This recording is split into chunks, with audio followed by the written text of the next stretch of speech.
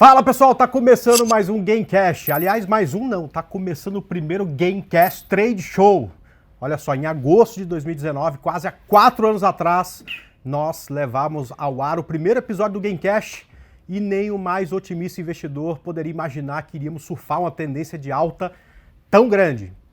É, Andrezão, a ideia inicial que isso aqui fosse só um tradezinho, não é verdade? 3, 4 episódios. Tradezinho curto, 4, 5 episódios no máximo, mas com muito otimismo. Um swing trade, quem sabe. É.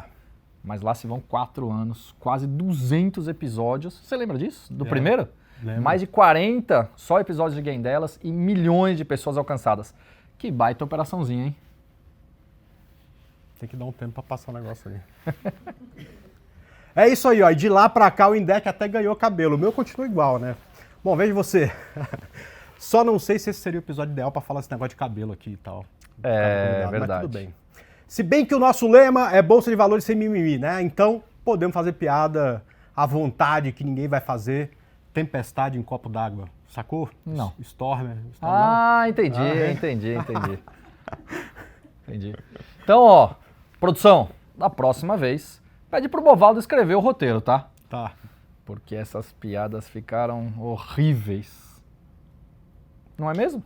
Mas vamos deixar de papo furado. Vamos chamar o nosso convidado pra cá, nosso convidado super especial do primeiro Gamecast Trade Show, o Talk Show do Trader. Aliás, ele participou da gravação do segundo Gamecast? Do quarto Gamecast. Então, vem pra cá, Stormer.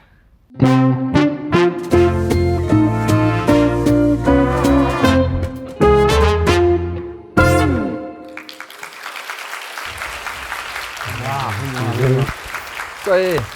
Inovando até aqui, né? Vamos lá. É uma emoção estar aqui com vocês, sem dúvida alguma. Fico muito feliz. E aí, cara, não combinamos. Qual que... O meu é aqui, eu já separei água, você fica do lado dele pra poder Poxa puxar vida, mais nem o água a saco gente lá. tem aqui. Vamos lá. Por isso que eu... Vocês ficam falando de cabelo, daí sabe como é que é, né? Eu me sinto tanto quanto oprimido, assim. Não Tá feia a coisa aí. não se sinta. Ô, Mas então, vai lá, Andrezão. Não, a gente teve, você teve no quarto episódio. Eu me lembro que foi pouco antes da pandemia, 2019 ainda, no final de 2019. E o que é mais engraçado, cara, depois de 200 episódios, a gente escutou tudo quanto é tipo de história, né? A gente já falou com muito trader, muito analista, com campeão mundial de futebol, o Kaká teve aqui falando com a gente fez entrevista com o Edmilson, a gente falou com tanto de coisa diferente. Não, Edmilson não rolou. Ele não, rolou metade só do negócio Só e caiu, pequena né? parte, é verdade. Foi o Mas tivemos o André Acari do poker também, um grande campeão gênio mundial, do poker né? do Brasil.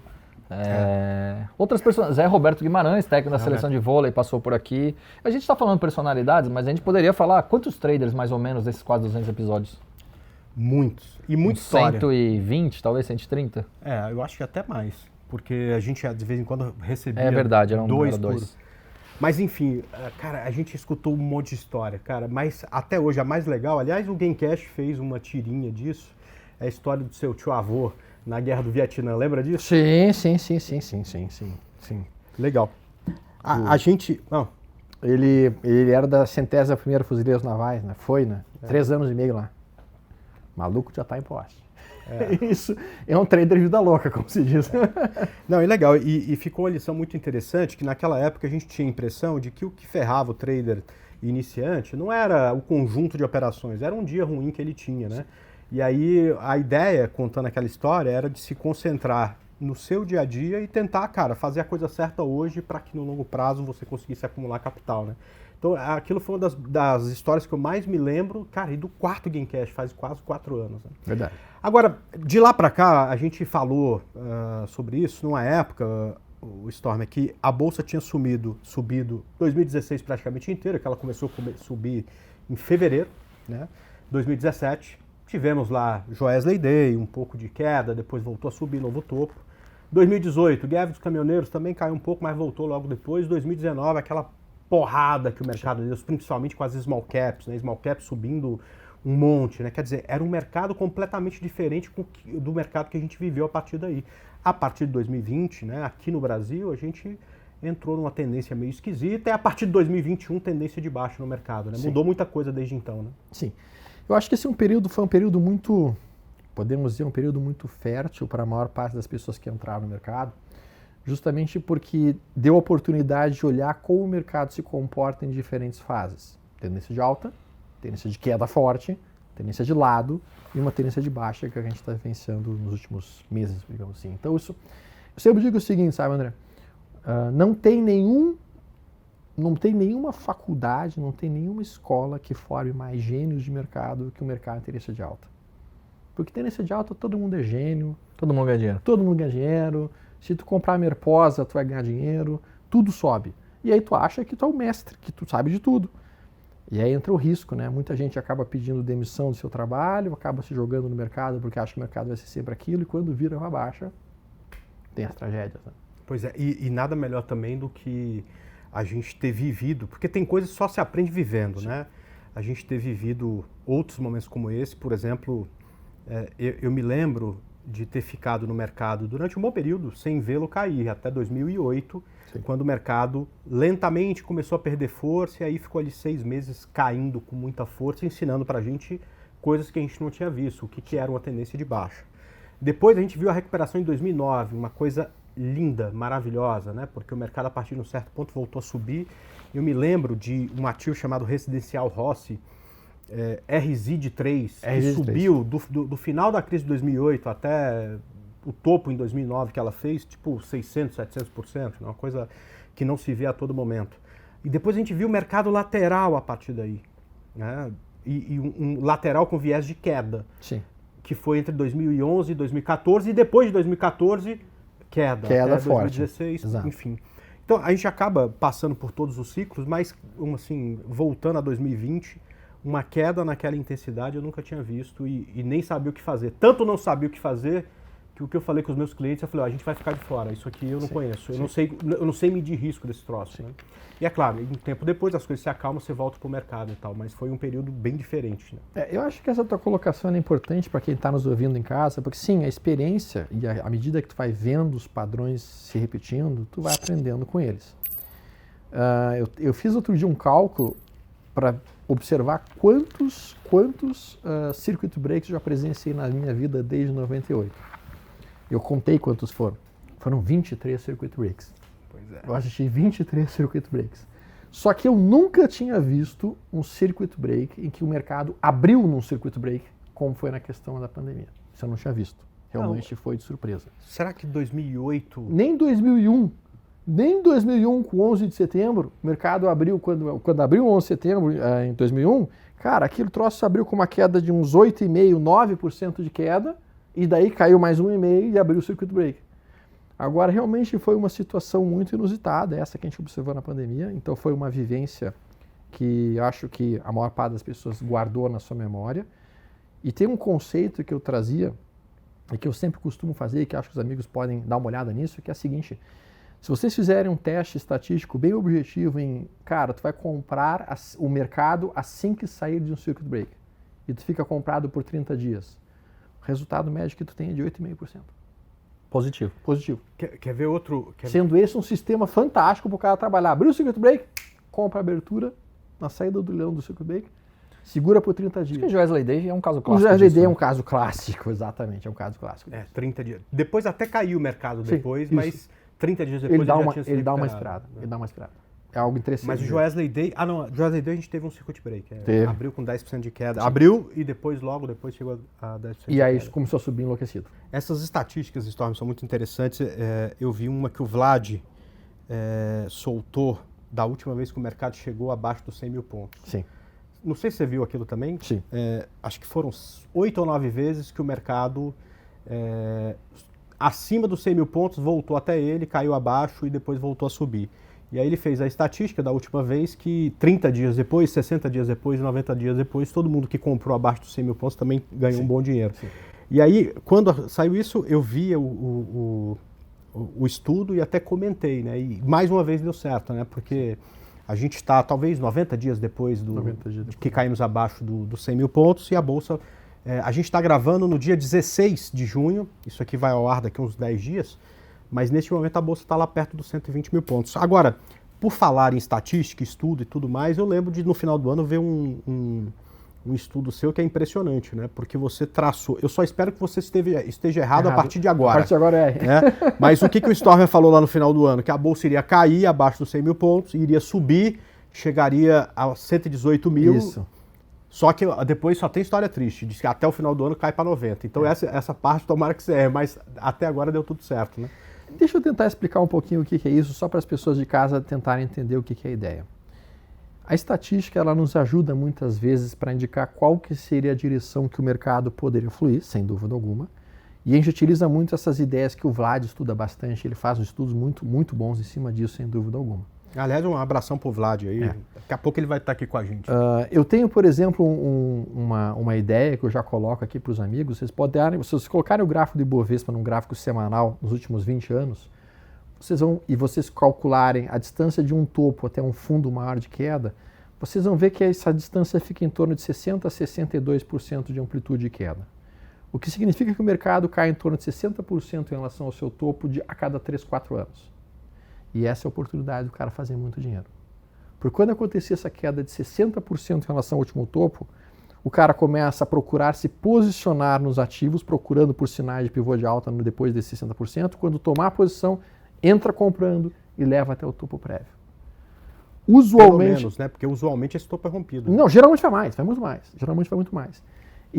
Só que aí tem um detalhe, André e Indec, não é tomar as blue chips. É tomar justamente as small caps, como tu mencionaste, uma resíduo da... Por que small cap? Porque muito mais amassada, né? E porque também é o seguinte, né, André, o YouTube, num bom ano de alta, sobe quanto? 40%? Num bom ano. Num bom ano, 40%. Ótimo ano, num excelente ano. Tu pega um papel menorzinho, esse papel menorzinho, num bom ano, sobe 300%. Então, vamos comparar no Nubank. Nessa perna de alta aí, ela subiu 100%.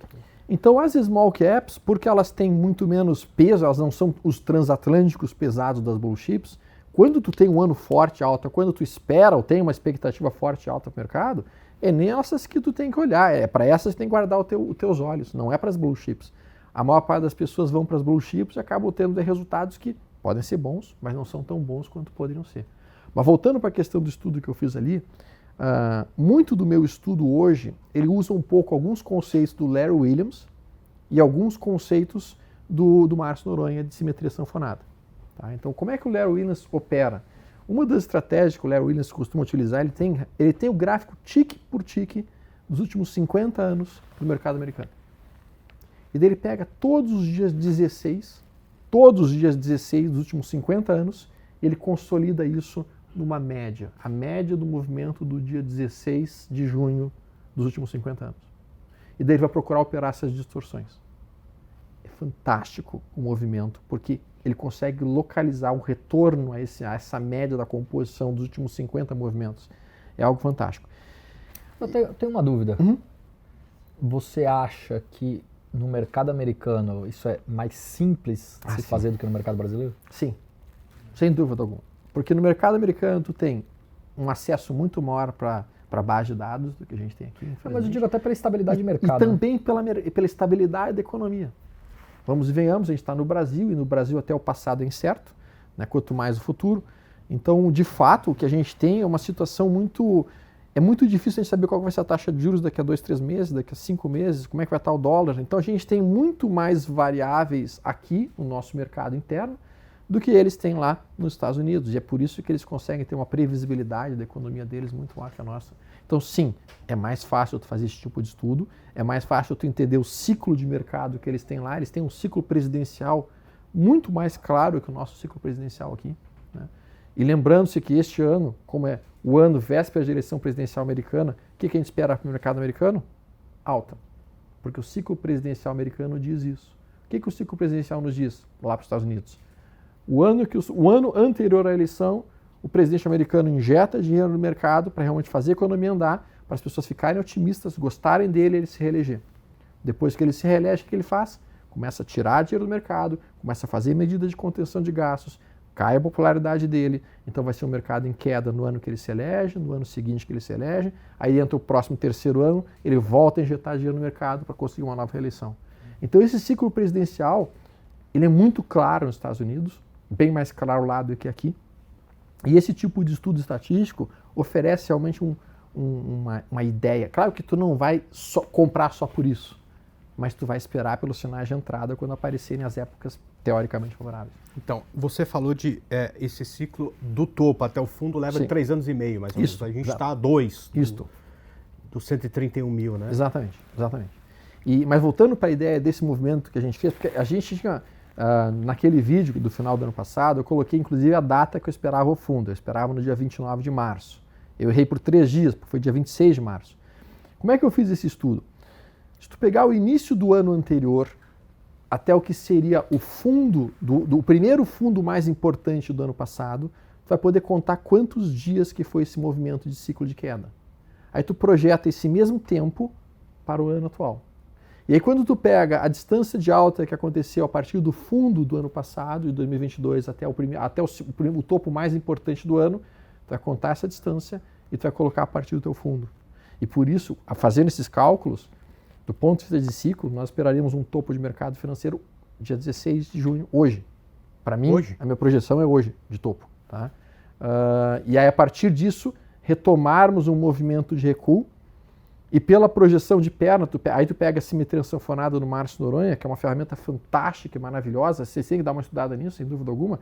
Tu pega a simetria sanfonada e projeta para baixo e dá um alvo. Eu não vou dizer o meu alvo, porque senão o pessoal vai ficar assustado. Não, mas é fácil fazer. Vamos lá olhar o vídeo. É melhor. Vamos lá olhar o vídeo. Mas é fácil fazer o alvo, que é 90 mil pontos aqui, porque a simetria sanfonada, ele vai pegar o tamanho da perna de 130 até 97 e projetar a partir de 120. Então daria 87. 87 é o alvo. Não. Cara, o cara fez isso de cabeça, meu Deus do céu, o homem é um monstro. A janela tá aberta, você sabe ali? Oi? A janela tá aberta? Mas o alvo que eu tenho seria 87 mil pontos e desenhando pelo tempo, dezembro desse ano. Dezembro desse ano. Então, neste momento, e eu já vou até falando aqui para vocês, sim, eu fui reduzindo minhas posições em renda variável nesse momento, eu vou esperar que aconteça um movimento de recuo e vou começar a assumir posição short quando aparecerem sinais de resistência baixa. Não apareceu nenhum sinal ainda de venda, mas eu estou muito atento, especialmente porque a gente está tocando hoje em 2 topos importantes que a gente tem no passado, que qualquer um amigo que bote um gráfico vai olhar. A minha tá lá, minha linha tá lá. Sim. Eu acho que tem, se você voltar um pouco no gráfico, você acha mais um. São 3 topos. 3 topos. Assim, ela teve uma penetração, 2 topos. Se você voltar um pouco mais, penetrou e voltou para baixo disso, mas se voltando um pouco mais, tem mais um. A região é 121 mil pontos. Eu acho que tem bastante resistência por ali. A gente... Indec, eu fico abismado, porque o cara fez o cálculo de cabeça. É por isso que eu digo que eu não tenho nem roupa para vir conversar com o André Moraes. Eu não tenho roupa para vir conversar contigo, cara. Desculpa, mas cara... Eu costumo falar que quando eu cheguei na bolsa era só mato, né, brincando, mas quando você chegou, o mato estava com 1 metro de altura. Né? Você e o Leandro que começaram, quando eu cheguei já estava baixinho, né? Vocês estão muito antes de mim. Temos pergunta? Então, aí falando sobre o Trade Show? Então, o pessoal tá me falando aqui, da época que era mato, tem uma pergunta do Giba. Aliás, que esteve com você no Gamecast número 4, falando alguma coisa. Então, produção, coloca aí a pergunta, vai. Fala, Storm, meu grande amigo. Sabe que eu sou um fã do IFR e você é conhecido também pelo IFR2. Como é que você começou essa história do IFR? Eu sempre queria essa curiosidade. Conta pra mim. Cara, vamos lá. Na verdade, assim, eu tinha aprendido a ideia da média móvel de 9, que é um conceito seguidor de tendência, que tu compra quando a média móvel de 9 vira para cima, e aí tu vai sair da posição somente quando ela virar para baixo, e aí tu fica dentro de movimentos mais amplos. E realmente é um sistema rentável sob vários aspectos, seja num gráfico de 60 minutos, seja num gráfico diário, mesmo num gráfico semanal. E honestamente falando, eu estava muito incomodado com esse sistema. Porque eu pensei, porra, é uma coisa tão óbvia, como é que eu não pensei nisso? Como é que eu não vi isso? Como é que teve que alguém chegar para mim e falar, presta atenção aqui, quando essa média virar para cima é compra, quando virar para baixo é venda. Eu estava indignado comigo. E eu pensei, eu tenho que pensar alguma coisa que dê mais dinheiro do que esse treco. E eu pensando, eu estava tomando um banho, a maior parte das minhas ideias de trading acontece quando eu estou tomando banho. Estava tomando banho, a água correndo, eu pensando, o que eu posso fazer para fazer mais dinheiro do que o sistema da média móvel de 9, que tem um baixo nível de acerto, tá? A média móvel de 9 tem um nível de, porque é um sistema seguidor de tendência, nós estamos falando de um sistema que tem 45, 40% de acerto, só que tem aquilo que recebe o nome de payoff de 4 para 1. Então, quando tu ganha 4, quando tu perde 1, tu acerta 40% dos três, tu faz dinheiro. Tá? A expectativa matemática é positiva.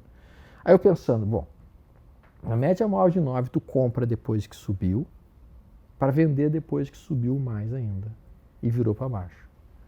A única maneira de eu fazer mais dinheiro é se eu comprar depois que caiu e vender depois que subiu. Eu vou inverter o pensamento. Eu vou fazer um sistema de volatilidade. Tá.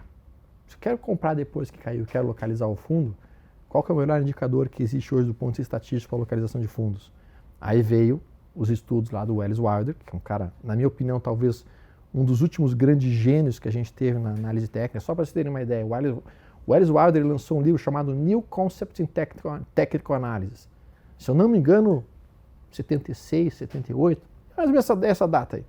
Neste livro, ele publicou no mesmo livro, sendo que ele fez todos os cálculos à mão, porque não tinha computador naquela época, ele publicou no mesmo livro IFR, ADX, Stop ATR e o SAR.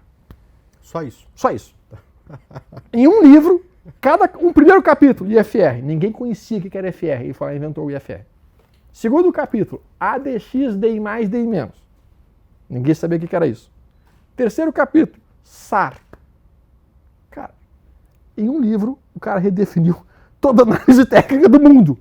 Então o cara é um gênio. Mas aí eu olhei o IFR, tá, esse aqui é o melhor. Ele é melhor que estocástico, ele é melhor que o MACD, ele é melhor para localizar o fundo. Beleza.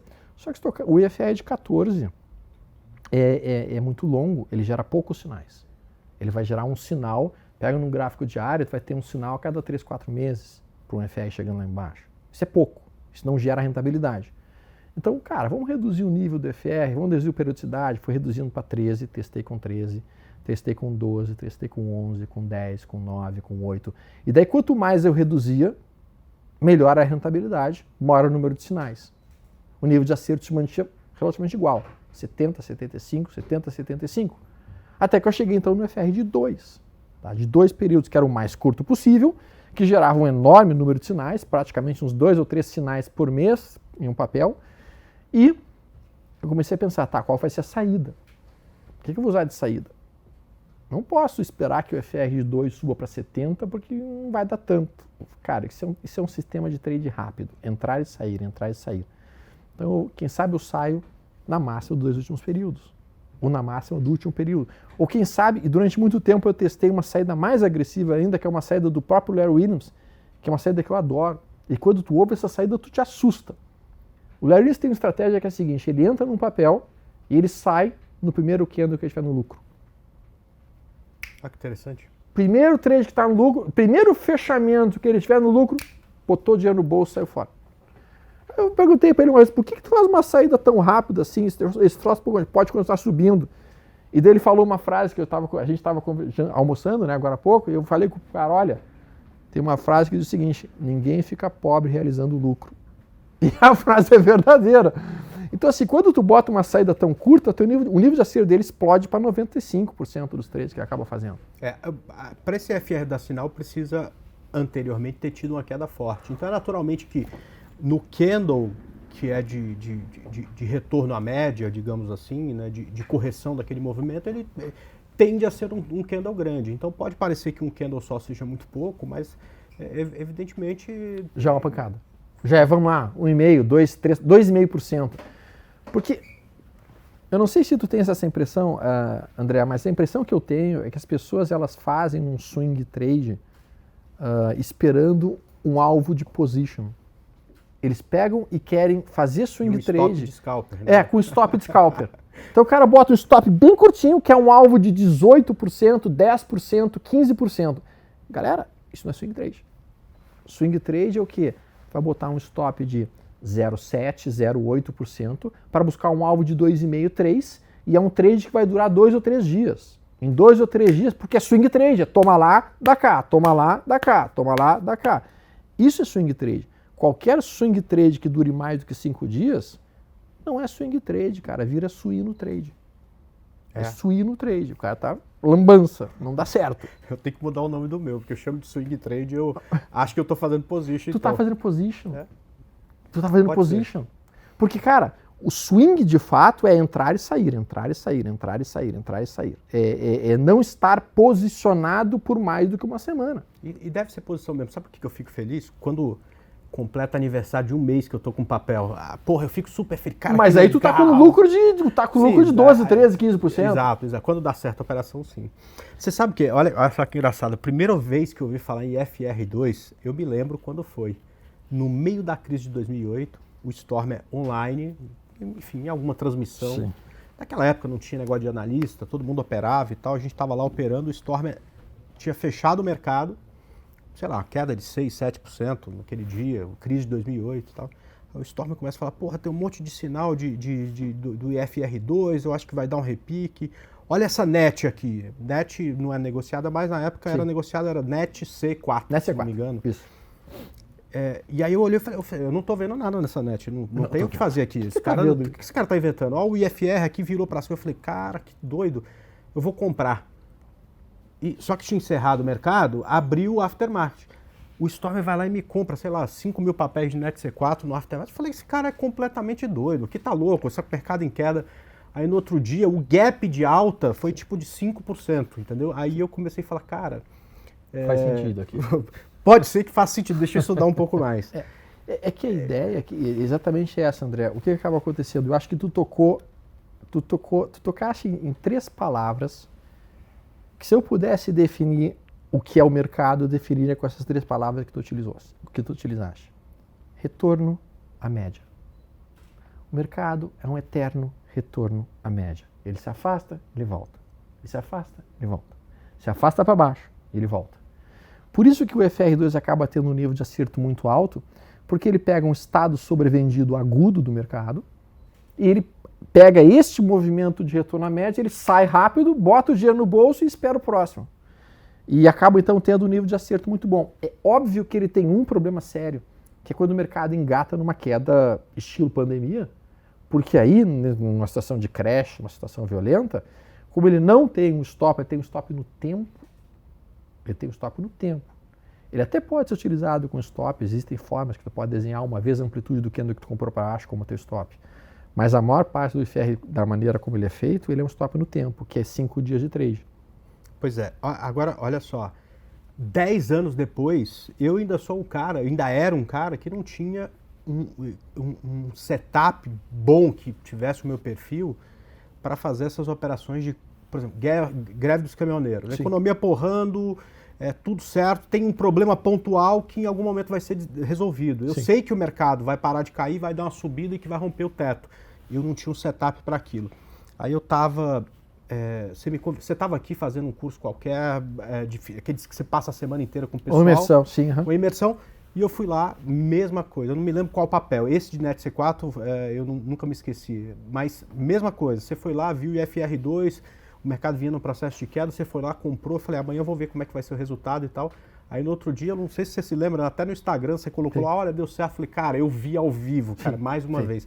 A partir daí, cara, que eu falei, cara, eu tenho que ter um sistema assim. Um sistema que me ajude quando o mercado dá essa degringolada. E eu sei que tá ali num ponto de suporte, eu sei que isso é um problema pontual que daqui a pouco se resolve. Pode ser com um mercado, pode ser com um setor, ou pode ser com ativo. Vai fazer um follow-on, por exemplo, você tem lá uma queda mais bruta. Enfim, cara, aí casou que veio o Alexander Elder aqui no Brasil. A gente trouxe o Indec, que arrumou aqui uma vida dele na Exeter. Visitando a gente. Bom. E ele... 2019, né? Começo, bom, talvez meio de 2019. E aí, você sabe que hoje o Elder opera basicamente essas distorções de mercado e o retorno à média, quer dizer, a gente evolui, não é Sim. porque, então ele mudou, lógico que ele mudou, todo mundo mudou, né? E ele opera quase só isso. E aí, até com a ajuda do Busy, eu consegui formatar, não com o IFR, mas um tipo de operação que eu chamo de contra-ataque. Até falei, Busy, vou dar esse nome aqui. Ele falou, pô, legal o nome, Legal, eu só bacana. chamo de compra contra a tendência e tal, ficou legal, não? Mas, cara, é muito legal pegar. E parece que é igual acertar trade no ativo que você gosta. Por exemplo, eu gosto de Magalu. Se eu ganho 5% em Magalu, é muito mais legal do que se ganhar 5% em, sei lá, o GPA. Sabe? Acontece contigo também isso? Comigo também Oi? acontece. Comigo também acontece essa situação. Ganhar dinheiro, Sim. quando você pega o trade de um troço que está caindo e se acertou o ponto da virada, é muito mais legal do que acertar na tendência, né? Então, isso acaba sendo uma coisa que deixa a gente mais feliz. Né? Deixa, de fato deixa. Só que assim, esse ponto que tu tocaste, quando tu pensa em trabalhar um sistema contra a tendência, a gente tem que entender se realmente o papel está extremamente sobrevendido ou não. Para realmente encontrar aquele ponto de exaustão completa da venda, para que então os compradores consigam trazer o mercado para cima.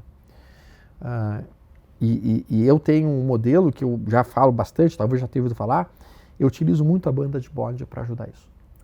Tá, eu acho que a banda de Bollinger era uma ferramenta fantástica, se vocês estudarem, vocês entender que a banda de Bollinger basicamente coloca 2 padrões acima ou abaixo de uma determinada média, que tu pode escolher a média, mas eu chamo muito, quando a gente fecha muito abaixo de uma banda inferior da Bollinger, pega um índice futuro, peguem o índice futuro, tá?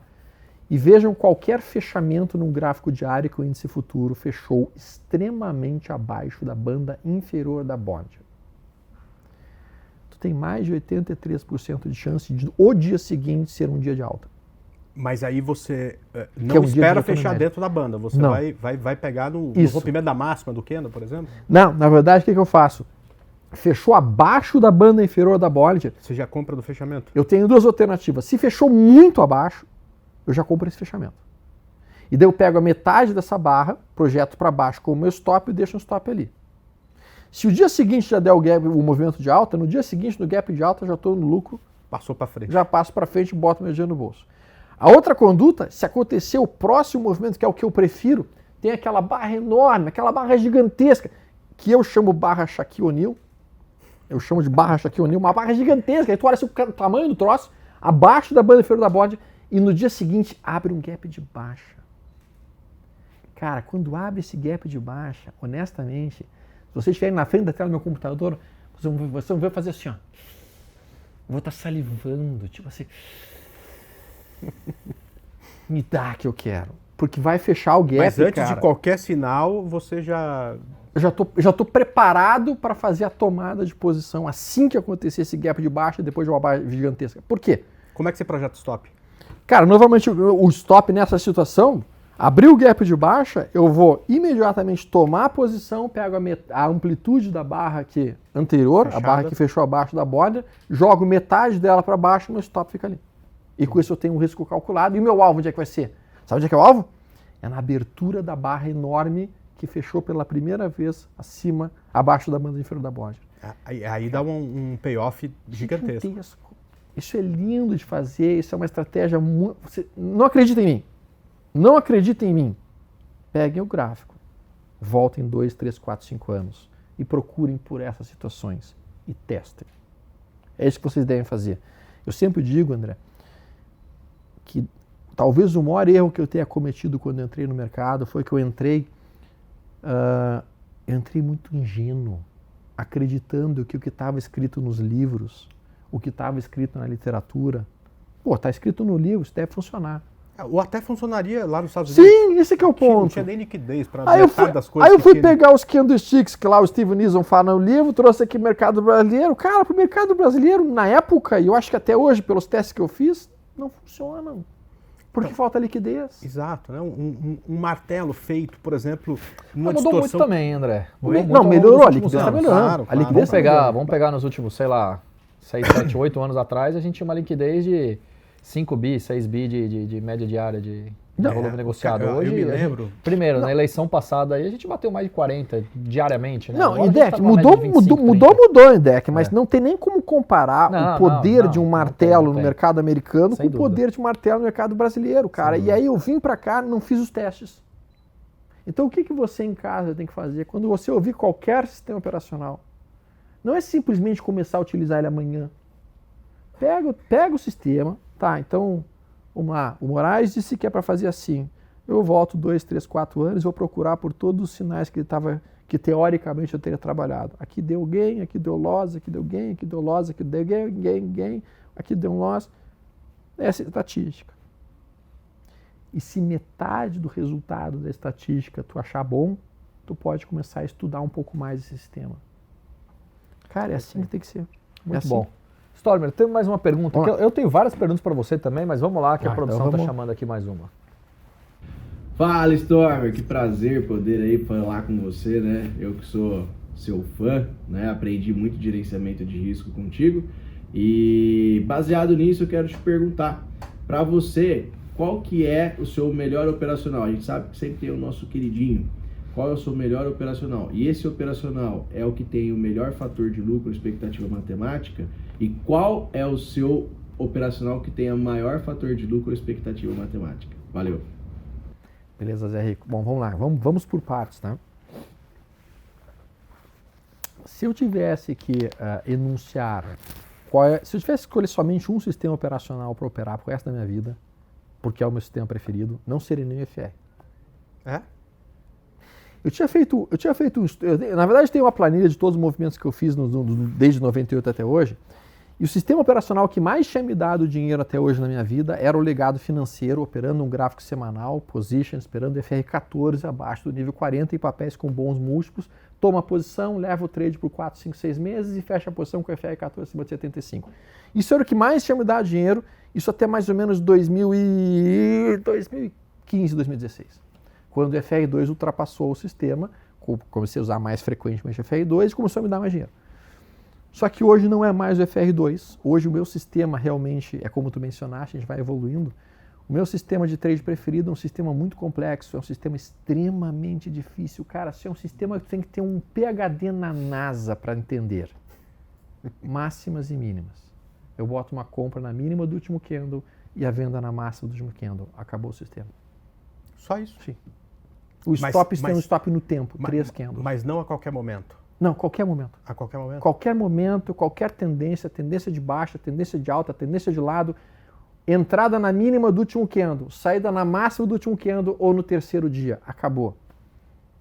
Tu tem um nível de acerto em torno de 75%, 72% dos trades, a média de ganho é 1,7%, 1,8%. Os trades duram um dia e meio, 2. Quer fazer nos 120 minutos?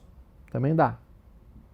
Sabe quanto é que isso dá nos últimos 2 anos, sabe quanto é que rendeu isso em EQTL 120 minutos? 170%. Essa estatística é no gráfico de 60. Isso é estatística de 120. Não. A estatística que você passou os dados anteriores ali. Aquela no diário. No diário. No diário. Tá. Diário. Tu pode usar isso no diário, para quem não tem tempo. Então o cara vai operar só no final do dia. Bota a entrada ali, bota a saída ali. Qual o melhor tipo de papel para fazer isso? Elétricas, né? A gente sabe que elétricas são mexidas. Elétricas, eventualmente Ambev também. A Ambev também é fantástica, a CCR3 é fantástica, papéis que andam meio que... Ultimamente até a VEG, capaz. A VEG, que está com um monte de sombra superior, sombra inferior. Cara, é um sistema absurdamente simples, altamente eficiente. E como eu disse, o cara tem que ter um PhD na NASA para poder operar. Deixa eu te falar uma coisa, a gente já discutiu sobre isso no passado. Mas ele não tem o melhor payoff. Tudo bem. Ele não tem o melhor payoff, tá, Zé Rico? Ele não tem o melhor payoff. O modelo meu que tem melhor relação risco-benefício, o modelo meu que realmente acaba observando rentabilidades muito mais agressivas, daí ele não é um modelo único. É uma estratégia de trade. Eu chamo isso daí de trade estrategista. É um conjunto, e aí uma análise um pouco mais subjetiva, é um conjunto de ferramentas em que eu vou montar uma campanha de compra e uma campanha de venda quando for necessário, usando determinados sinais, e daí não é o único sinal, são mais ou menos uns 6 sinais juntos, para produzir as entradas e produzir as saídas, e daí são trades muito parecidos até com os que tu faz, tá? André, não são nem swing trades, no meu entendimento, porque às vezes o trade vira algo mais longo, vira um trade de 10, 15 dias, mas aí eu fico posicionado. Esse seria o sistema com o melhor retorno, já respondendo a pergunta dele. Legal. Bom, eu posso? Pode. Obrigado. Depois a gente volta aqui que eu quero fazer uma pergunta aqui. Boa, eu quero explorar outro tema. Vamos lá. Vou dar um cavalo de pau aqui, André. Explorar o tema emocional, controle emocional. A gente estava falando no almoço, antes da gente fazer nossa gravação aqui, do quanto individualizado ou não é a questão do controle emocional. E aí não é só questão de gerenciamento, né? É uma questão de dia a dia, de trade mesmo, frente de tela, enfim. Então, Storm, o que eu queria de você? Eu queria que você explicasse, fizesse aquela analogia que você fez no almoço pra gente e você trouxesse para o público essa questão toda do controle emocional pra gente expor, até porque faz uns 2 meses mais ou menos, a gente foi lá na Liberta, né? A gente fez uma palestra incrível, fantástica. Aliás, vou pedir para a produção colocar o link, encontrar o link dessa palestra e colocar da onde a gente tiver depois essa gravação. Assistam, não percam, foi 1h30, 2 horas, uma discussão exclusiva sobre controle emocional no trade? Acho que a tua pergunta ela é muito pertinente, sabe, Indec, porque infelizmente, quando a gente fala de sistemas operacionais, quando a gente fala de ser rentável no mercado, por que é tão difícil ser consistente e por que é tão difícil ter rentabilidade objetiva dentro do mercado para a maior parte das pessoas? Porque para que a gente consiga ter uma rentabilidade consistente, a gente tem que ter um sistema operacional que tem que ser o mais simples possível. Se for um sistema complicado, tu não consegue obedecer as regras, tu não consegue analisar tudo e tu vai te embananar. Então tem que ser um sistema simples. Tem que ser um sistema que de preferência tem um alvo mais longo do que o seu stop para manter uma expectativa matemática positiva. E aí entra o segundo aspecto, gerenciamento de risco. Então o cara tem que ter um sistema operacional eficiente, tem que ter um bom gerenciamento de risco e aí entra o terceiro fator, que é esse mencionado.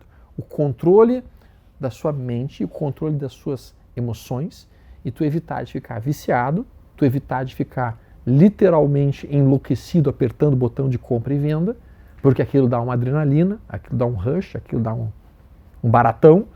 E aí, simplesmente, se tu não tiver esse controle emocional, se tu não conseguir dizer não para um trade, tu tá com problemas. Se tu não conseguir passar um dia que tu não opera, tu tá com problemas. Sem dúvida alguma, tu tá operando não por resultado, mas por vício. Até porque, como eu falo, isso é um jogo de fala não, né? Exatamente, isso é um jogo de fala não. Esse é um jogo de fala não. E a analogia que a gente tinha feito, basicamente, quando a gente fala da ideia de controlar o risco, é entender o seguinte: um bom trader não é aquele trader que faz 1000 trades. Um bom trader não é definido pela quantidade de trades, mas pela qualidade de trades. Então, quando o cara começa a liberar-se para fazer um monte de trades e simplesmente desrespeitando várias e várias regras, ou mesmo se permitindo mais do que deveria, simplesmente o que acaba acontecendo?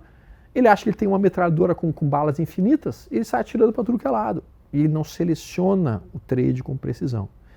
Se você, por exemplo, coloca uma única regra, cara, 2 trades por dia é o máximo que eu vou fazer. O que isso vai te obrigar? Isso vai te obrigar imediatamente a ser muito seletivo no trade que tu vai fazer, porque tu só tem 2 balas. Tu não pode sair atirando para tudo que é lado. E aí tu vai escolher com muita precisão, porque, cara, eu só tenho essas 2 balas. Eu só vou fazer os trades se eles forem perfeitos. Se não tiver trade perfeito, nem vai fazer. Então a ideia realmente é essa. E é muito no conceito do que o meu tio fez lá no Vietnã. Só quero ficar vivo hoje. Não, e outra coisa, tem outra coisa que aconteceu. Quando ele chegou no Vietnã, o sargento dele disse assim: soldado, tá vendo seu M16? Tá, ele tem 2 modos. É o modo automático e o modo semiautomático. O modo automático, tu aperta o gatilho e aquilo vai disparar as balas como se fosse uma metralhadora. E vão essas 500 balas num tapa. E o modo semiautomático, a cada uma apertada que tu dá, é um tiro. É um tiro, é um tiro. Entendeu, soldado? Daí meu tio falou: entendi. Aí ele olhou assim: tu vai deixar esse teu rifle sempre no semiautomático. Tu nunca vai colocar no automático. Só vai colocar no automático quando eu te falar. E fica sabendo o seguinte: se eu te falar para vocês colocarem no automático, todo mundo aqui vai morrer. Porque vai ser a última solução. O engraçado é que depois de algum tempo, como eu estava em Khe Sanh, o que aconteceu? Estava ele lá na frente norte do morro de Khe Sanh, ele sentado no foxhole com um amigo dele, o sargento passando atrás, levanta aquele monte de vietnamita, o sargento olha assim: galera, passa para automático e vamos nessa. Os caras ficaram disparando enlouquecidos a noite inteira e realmente quase todos do pelotão morreu. O meu tio conseguiu sobreviver, mas foi ele mais 2. Então assim, não usem o automático no trade. Vocês têm que usar o semi-automático. Serem seletivos. Esperem pelo branco dos olhos do sujeito para executar o trade na hora certa. Quanto mais seletivos vocês forem, maior a probabilidade de vocês se tornarem rentáveis. Só que tem que ter o controle emocional. Porque quando tu vê aquela tropa de gente chegando, o que dá vontade?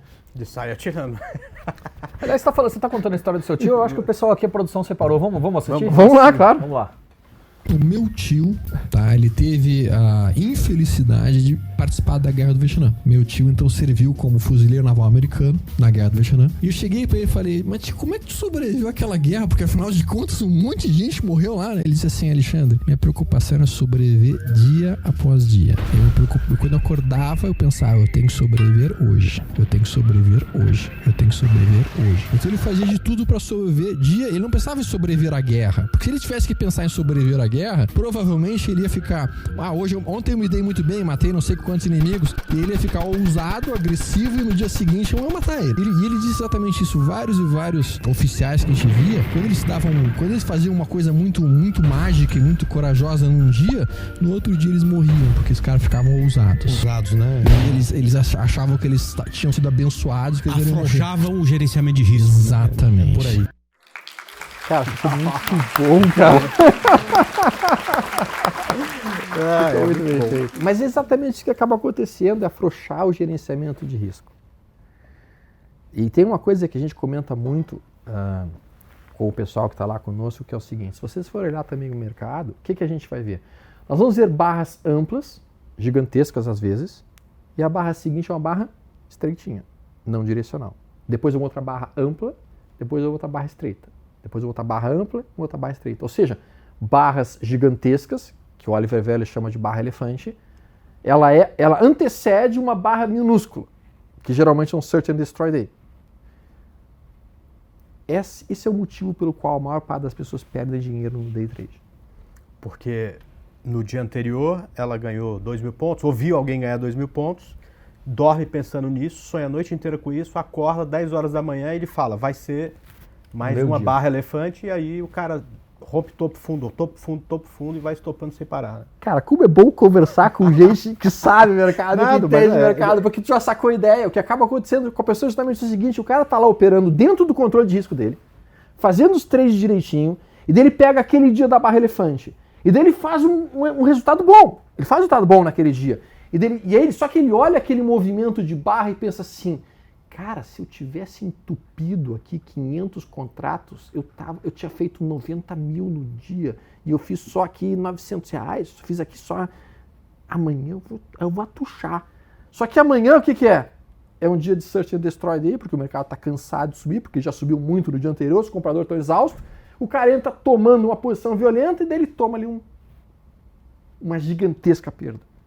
E daí, como ele tomou uma perda gigantesca, ele fica com medo de operar no dia seguinte. E o dia seguinte é uma nova barra direcional gigantesca e maravilhosa. Só que ele operou super assustado, morrendo de medo, pedindo pela mãe, tipo, mãe, tô com dor, não quero operar. E daí ele perde o movimento gigantesco de novo. E o cara consegue sistematicamente ir produzindo perdas porque está mudando o tamanho da mão dele. Você sabe que eu fazendo meus estudos, os dias que eu mais perdia dinheiro eram segundas-feiras, que... Na sexta-feira anterior eu tinha tido um dia espetacular, porque da hora que acabava o pregão eu abria lá minha garrafa de cerveja, no seu caso um uísque, eu começava a pensar naquilo e falar, cara, eu fiz tudo certo, não sei o que e tal. Aí você ficava sexta-noite, sábado e domingo só pensando nisso. Segunda-feira, quando abria o pregão, você estava preparado para começar a fazer besteira. E aí eu tinha um dia ruim, era impressionante. Eu comecei a me policiar. Toda sexta-feira boa, eu falava, vai pro chão, André, não fica assim. Aliás, uma outra coisa que eu gosto de falar, e aí eu falo nas redes sociais para os meus alunos, e fica parecendo que eu estou querendo ensinar, mas na verdade eu estou falando para mim, porque senão eu esqueço disso também. Gigantescamente eu faço isso muitas vezes, muitas vezes. A gente teve uma pernada de alta grande e o tipo de operação que eu mais gosto de fazer é rompimento de linha de tendência, que não serve para qualquer momento, mas para esse momento possibilitou a gente comprar muito perto do fundo e ganhar um bom dinheiro. Toda vez que isso acontece eu escrevo, quando você ganha dinheiro você fica mais rico. Você tinha 10, agora tem 11. Você não ficou mais inteligente, você continua o mesmo, não se esqueça disso, senão o mercado vem e te toma tudo. Falo isso, Stormer, por quê? Porque eu preciso me lembrar disso o tempo inteiro também, porque a gente naturalmente começa a se sentir mais à vontade, e isso é perigosíssimo, é a história lá do seu tio. É a soberba. O cara fica... Eu sou o pica das galáxias. Pode falar o nome? Pode. Eu sou o pica das galáxias aqui. Eu sou o cara. E aí quando o cara pensa que é o cara, vem o mercado e dá uma na orelha dele. É falta de humildade, mas é com tudo na vida, né, Stormer, eu acho. Exatamente. A soberba como um todo, né? Só que essa questão que tu tocaste, eu tenho um outro costume na minha vida, viu? Normalmente, se eu termino um dia e aquele dia eu tive um excelente resultado, um resultado acima do que seria o meu esperado, eu não opero no dia seguinte. Não? Não. Não, pode ser uma boa também. Cara, tô com a minha meta batida da semana, por que eu vou operar de novo? Vou operar só daqui a 2, 3 dias, quando minha, digamos assim, empáfia vai ter descido bastante, eu vou me sentir humilde de novo e vou dizer, cara... Então, e eu não opero pesado também quando? Eu não opero pesado um dia antes das férias. Na sexta-feira eu opero mais leve. Porque, cara, imagina o seguinte, tu opera pesado numa sexta-feira e tu tem um prejuízo. Cara, tu vai chegar em casa, tu vai chutar o cachorro, tu vai bater no periquito, tu vai reclamar com a tua filha. Acabou o teu final de semana. Então, um ponto interessante aqui, que você falou que não opera 2, 3 dias. Sim. Mais ou menos depois você atinge a sua meta. O que você faz exatamente? Porque as pessoas têm aquela questão do vício que você falou agora há pouco. O que você faz esses 2, 3 dias? Vivo. Você não estuda, você não fica na frente da tela olhando o mercado para se arrepender dos pontos que você deixou de entrar, enfim. Eu acho assim, tá, primeira ideia aqui. Antigamente eu ficava estudando e ficava olhando para ganhar horas de experiência em tela. Tá? Eu acho que é importante ter horas de experiência em tela, sem dúvida alguma.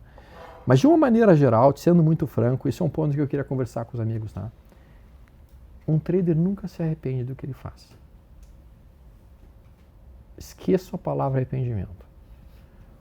História, tu tá zerando tuas posições agora e o mercado sobe mais 10%. Tu vai te arrepender com isso? Não. Por quê? Porque a gente não tem um lado direito do gráfico. A gente está tomando decisão com os dados que a gente tem agora, com os fatos que a gente tem agora. E se a gente tem um pouquinho de bom senso, a gente vai tomar a decisão e vai dizer, cara, essa decisão aqui eu tomei com as informações que eu tinha naquele momento. Eu não tenho como adivinhar o que vai acontecer. Então eu não tenho como me arrepender. Por que eu não comprei mais? Por que eu não vendi tudo? Por que eu não fiz um termo? Esse tipo de arrependimento não acontece na minha vida. E não deve acontecer na vida de vocês também não. Porque senão, cara, tu nunca vai ser feliz. Porque se tu comprou o papel subiu, tu vai pensar, por que eu não comprei mais? Aí se tu não comprou o papel subiu, por que eu não comprei? Aí se tu comprou o papel e o papel caiu, por que eu comprei? Então, cara, tu vai estar sempre arrependido. Essa não pode ser na sua frase, né, André? Você tem que ficar incomodado. O trader é um eterno insatisfeito. Isso. Você tem que ficar incomodado. E isso me incomoda é que a gente não tem 100% de acerto na nossa estratégia. Eu tô falando assim, você não faz sempre a coisa correta. Tem dia que você sai do teu sistema. Sim. Aí, ao final desse dia, mesmo que eu tenha ganho, mesmo que tenha dado certo, isso me incomoda. Por quê?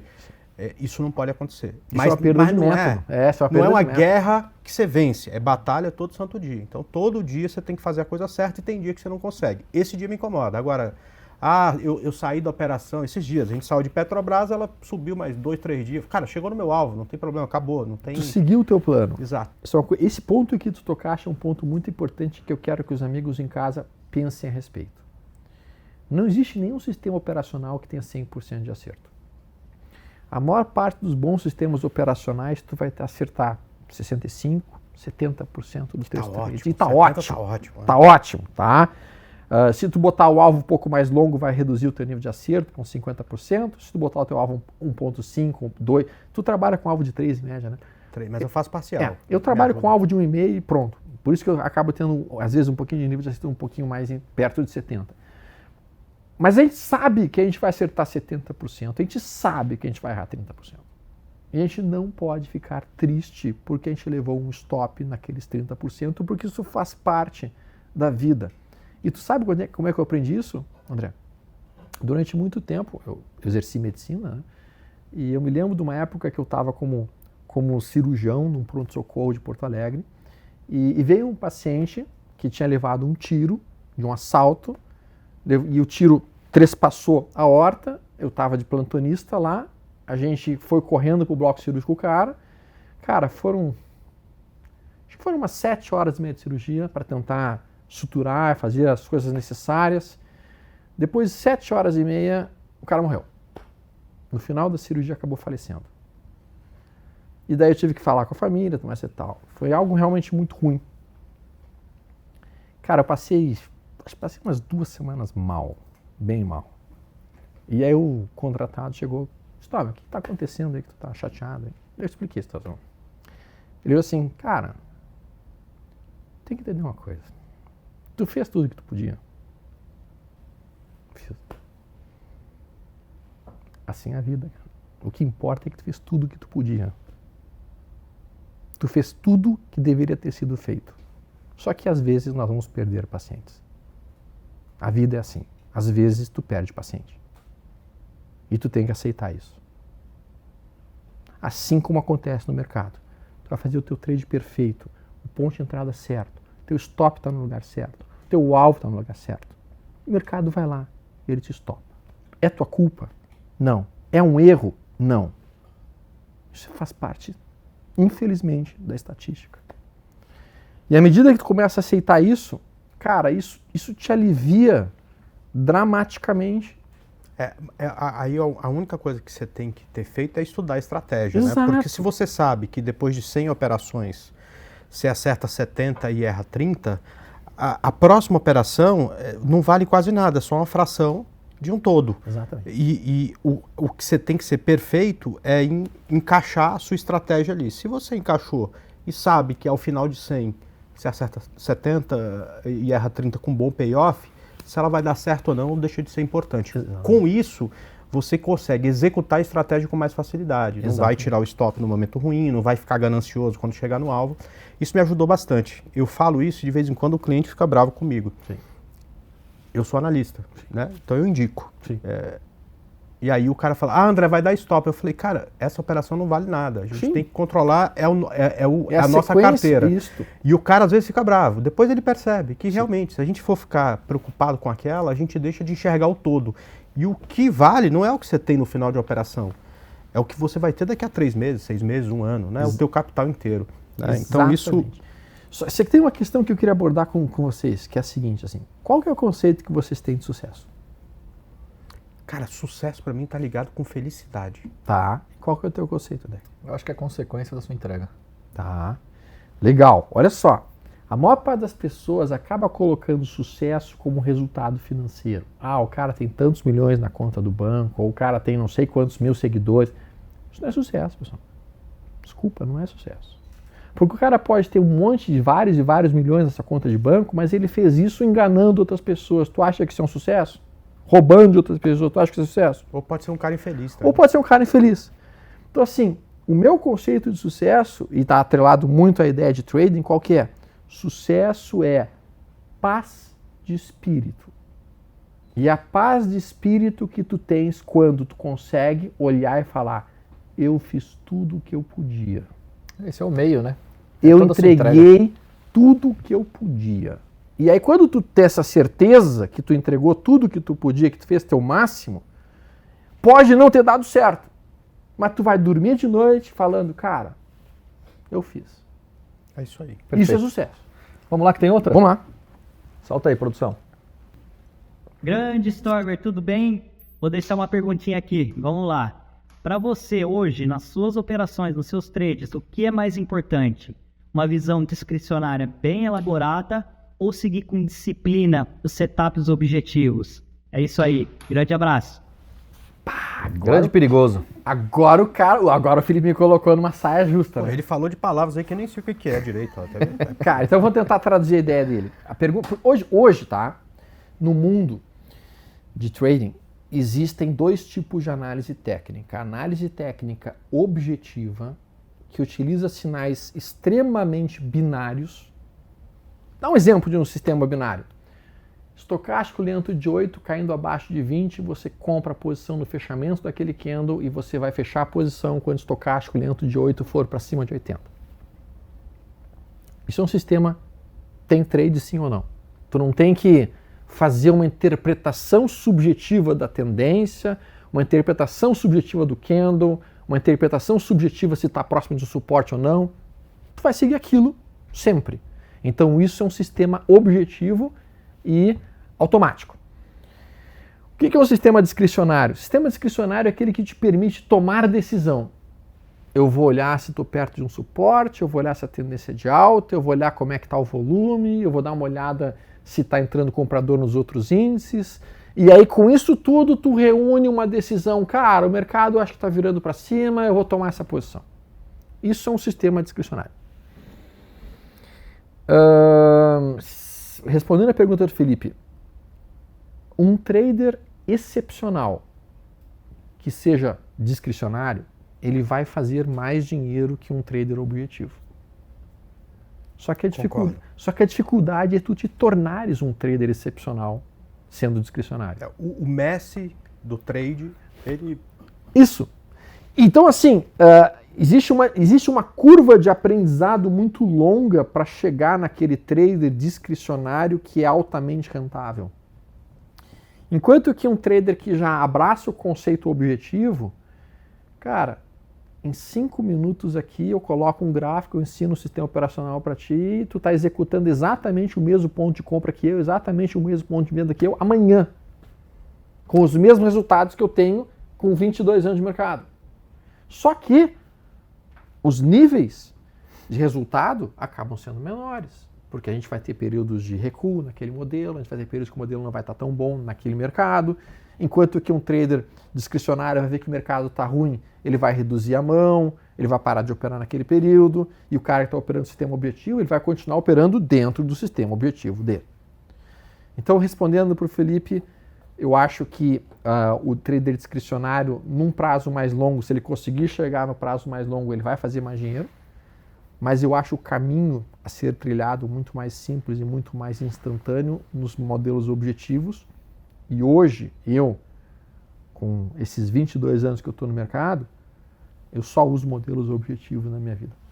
Só uso modelos objetivos. Eu não me permito mais ter alguma opinião. Eu não me permito dizer, eu acho. Então, tu não acha nada, fica quieto, tu obedece esse sinal aqui, deu compra. Ah, mas eu acho que vai cair. Não importa, o sinal deu compra, tu vai comprar. É isso que eu faço. Se a gente falou de iniciante, a gente já conversou sobre isso, eu acho que você me fez essa pergunta e mostrou seu pensamento, né? Eu acho que o cara que está começando, ele pode estudar 2 ou 3 sistemas, o que fazer na tendência de alta, o que fazer numa reversão e o que fazer quando o mercado está lateral. Então eu acho que o cara iniciante precisa ter pelo menos acesso a uns 3 sistemas diferentes para que ele tenha pelo menos essas respostas para essas 3 perguntas. O que fazer quando tem alta, quando tem uma quando tem tendência, quando tem uma reversão e quando o mercado está lateral. E você até fez isso com a sua filha, achava que você tem que, cara, primeiro se fixar numa estratégia só. Você continua pensando dessa forma? Sim, eu acho que sim. Tá? Eu acho que um bom trader, tá? Se ele pegar um único sistema operacional e aprendê-lo bem, ele tem muito mais probabilidade de conseguir resultados mais rapidamente e com mais consistência do que se ele aprender 3, 4, 5, 6. Claro que naquele momento que eu fiz com a Carol isso, ela estava iniciando os passos dela no mercado e no momento que ela está iniciando, aprende um. Agora que ela já está operando aquele sistema há muito tempo, ela já está aprendendo um segundo sistema. Então o sistema que ela escolheu para aprender não foi o FR, para minha frustração. Para minha frustração não foi o sistema que eu elaborei. Mas enfim, ela escolheu realmente o sistema que utiliza o estocástico lento, com a média maior de 80, porque ela gostou muito do drawdown desse modelo, porque realmente, de todos os modelos que eu conheço, drawdown é o quanto que o dinheiro cai na sua curva de capital de um topo até um fundo, para voltar a subir. Então isso é drawdown, seria a perda máxima percentual que tu teve dentro da tua curva de capital ao longo do tempo que tu foi usando o modelo. Só para traduzir o que seria Quanto menor for o drawdown, melhor é. Tipo assim, tu tem uma curva de capital que vem subindo, vamos lá, de 10 mil para 20 mil reais, aí se do meio do caminho o papel cai, a tua capital cai de 20 para 18, tu teve uma queda de R$2, então tu teve uma queda de 10% de drawdown. É óbvio que a gente quer ter o drawdown mais baixo possível, né, sem dúvida. Então, esse sistema que ela utiliza realmente é um sistema que tem um baixíssimo drawdown, porque tu compra, tu vai ter o stop de um candle para um alvo que vai ser 5, 6, 7, 8 candles. Então, quando tu tem realmente esse tipo de situação, tu acaba tendo um drawdown baixo. Mas é um sistema seguidor de tendência. Vai acertar 50% dos trades, 45% dos trades. Então, mas ela se adaptou bem a isso. Eu agora estou ensinando para ela um sistema de volatilidade, para ela poder operar no mercado congestionado, para o mercado que não está em tendência. E daí ela vai poder ter uma ferramenta para tendência, quando o mercado estiver em tendência, e uma ferramenta para operar volatilidade, quando o mercado estiver naquelas lateralizações, andando meio que sem nenhum destino. E aí o ideal, eu acho, para quem está no início até, se o cara vai colocar já capital, metade do capital na tendência e metade do capital no volatilidade. Porque aí quando um estiver bem, o outro vai estar andando um pouquinho mais fraquinho. Quando o outro estiver andando ótimo, o outro vai estar andando mais fraco e um vai estar compensando o outro, ele consegue ter um resultado bacana com isso. Eu gosto mais de sistemas de volatilidade, sendo muito franco. Se eu pudesse me definir como trader, eu não sou um trader de tendência. Eu costumo ser um trader mais de volatilidade. Eu gosto de sistemas que têm um nível de acertos altos. Eu me sinto confortável com ter 75%, 70% dos meus trades terminando no lucro. Eu não me sinto... É uma falta, é uma imaturidade minha, eu admito. Mas paciência. Cara, eu nem diria isso. Isso é muito coisa de perfil. É o que, no final das contas, como eu acho que sucesso está ligado à felicidade, é o que te deixa feliz. Sim. Né? De chegar no final do dia e falar, cara, independente de quanto ganhou, até mesmo se perdeu, que belo trabalho que eu fiz aqui, operando esse negócio que foi lá para cima, foi lá para baixo, não foi para nenhum lugar, mas eu consegui extrair valor daqui. Isso, exatamente. É isso que eu gosto. Por isso que eu gosto muito de traps, que são modelos de volatilidade, máximas mínimas. Stormer está falando nessa questão de sucessão. Sim. Digamos aqui que eu acho que é importante, o André acho que também passa por esse mesmo caminho. Não Quer sei dizer, como é que tá. Tá vendo a acusação que ele tá fazendo pra gente. Eu queria que vocês trouxessem isso. Tá ficando velho, abandona. É isso Larga. também. É que eu vou chegar lá também, né? Em breve. Sim. Por isso que eu já pergunto. Se Deus quiser. Como é que é esse modelo de sucessão de análise técnica, né? Vocês são caras tão experientes, estão nesse negócio há mais de 20 anos. Como é que é passar isso, digamos, para um jovem iniciante? Quais são os conselhos? Como que é passar? Como é o dia a dia? Dentro daquilo que vocês já passaram, de toda a experiência. Tá, vamos lá. Primeiro, para nós, acho que o André vai concordar comigo, a gente realmente extrai muito prazer de ensinar. Eu gosto muito de mostrar as coisas que deram certo para mim, e eu sei que eu não tenho nenhuma verdade absoluta, eu sei que eu tenho as coisas que nas minhas mãos deram certo. E eu gosto de mostrar isso para as pessoas. Mas para os jovens que estão iniciando hoje, o que eu acho que seria o mais inteligente para ser trabalhado? Primeiro, como eu mencionei, tu vai ter que ter uma base de análise técnica, tu tem que ter os conhecimentos rudimentares, o que é tendência, o que é suporte, o que é resistência, essas coisas todas, tu tem que ter em mente. Tu tem que conseguir olhar para um gráfico e ter uma ideia de se é um candle de alta ou um candle de baixa. E a partir disso, cara, sendo muito franco, o cara vai ter que escolher o caminho que ele quer trilhar. Eu vou querer ser um trader discricionário, que vai fazer uma análise, toda uma análise subjetiva do gráfico, ou vou querer trabalhar com um modelo objetivo, um modelo binário. Para os jovens de hoje, eu acho que o caminho é muito mais modelos objetivos, modelos binários. Então, escolhe um ou dois sistemas operacionais, começa a estudar ele, começa a testá-lo, fazer aquilo que recebe o nome de backtest, que é um teste no passado, verifica como é que desempenhou no passado, começa a fazer um forward test, que é um teste daqui para frente, que é o papel simulado, a conta demo. Se o sistema está performando bem, começa com um pouquinho de dinheiro. À medida que tu for ganhando dinheiro e vendo que o estado está evoluindo como tu esperava, tu vai aumentando o capital. E aí quando o teu capital for crescendo, não reinvista o dinheiro de cara.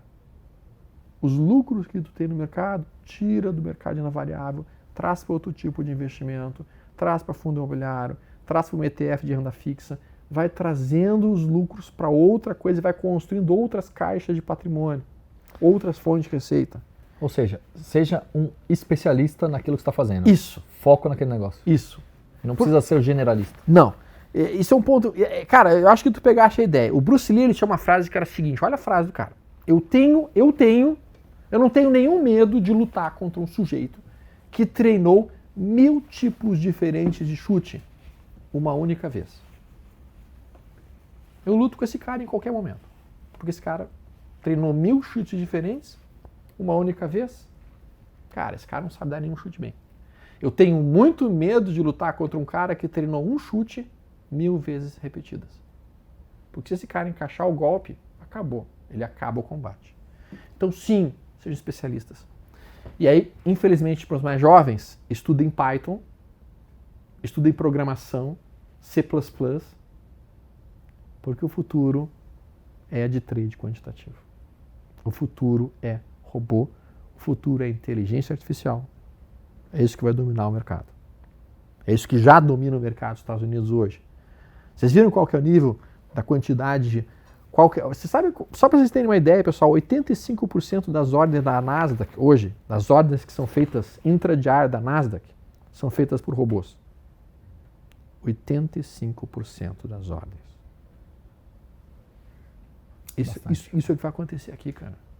Isso é o que vai acontecer aqui daqui a 3, 4 anos. A gente sempre está atrasado, uns 4 ou 5 anos em relação aos Estados Unidos, né? Cara, é isso. Então vocês vão ter que saber programar, vocês vão ter que saber montar esses modelos objetivos, né, de operar, modelos que têm expectativa matemática positiva, e aí é usar a matemática a teu favor. Só que o problema que eu vejo, infelizmente, nessa turma mais jovem, eu vejo isso na minha filha mesmo, na Carol, eles são geniais. Os jovens hoje são geniais, cara. Os jovens hoje são muito mais rápidos do que eu era na minha época, são muito mais aviões, eles pegam isso aqui, eles dominam isso aqui com uma velocidade, assim, eles têm uma capacidade de pegar informação de tudo que é lado. Só que eles não têm resiliência. Eles cansam rápido. Eles se frustram rápido. Tu dá uma pancada, o cara já deita, ele arria. Ele não é couro duro, tipo assim. Ele não pegou casca também, né? Ele não pegou casca. Cansam rápido, não pegam casca. A gente teve lá no escritório, Moraes, teve um cara fantástico, um guri de uns 23 anos, tinha recém saído da faculdade, matemática aplicada, gênio total. Os caras botaram do meu lado como estagiário para aprender a operar comigo e para poder pegar os modelos quantitativos.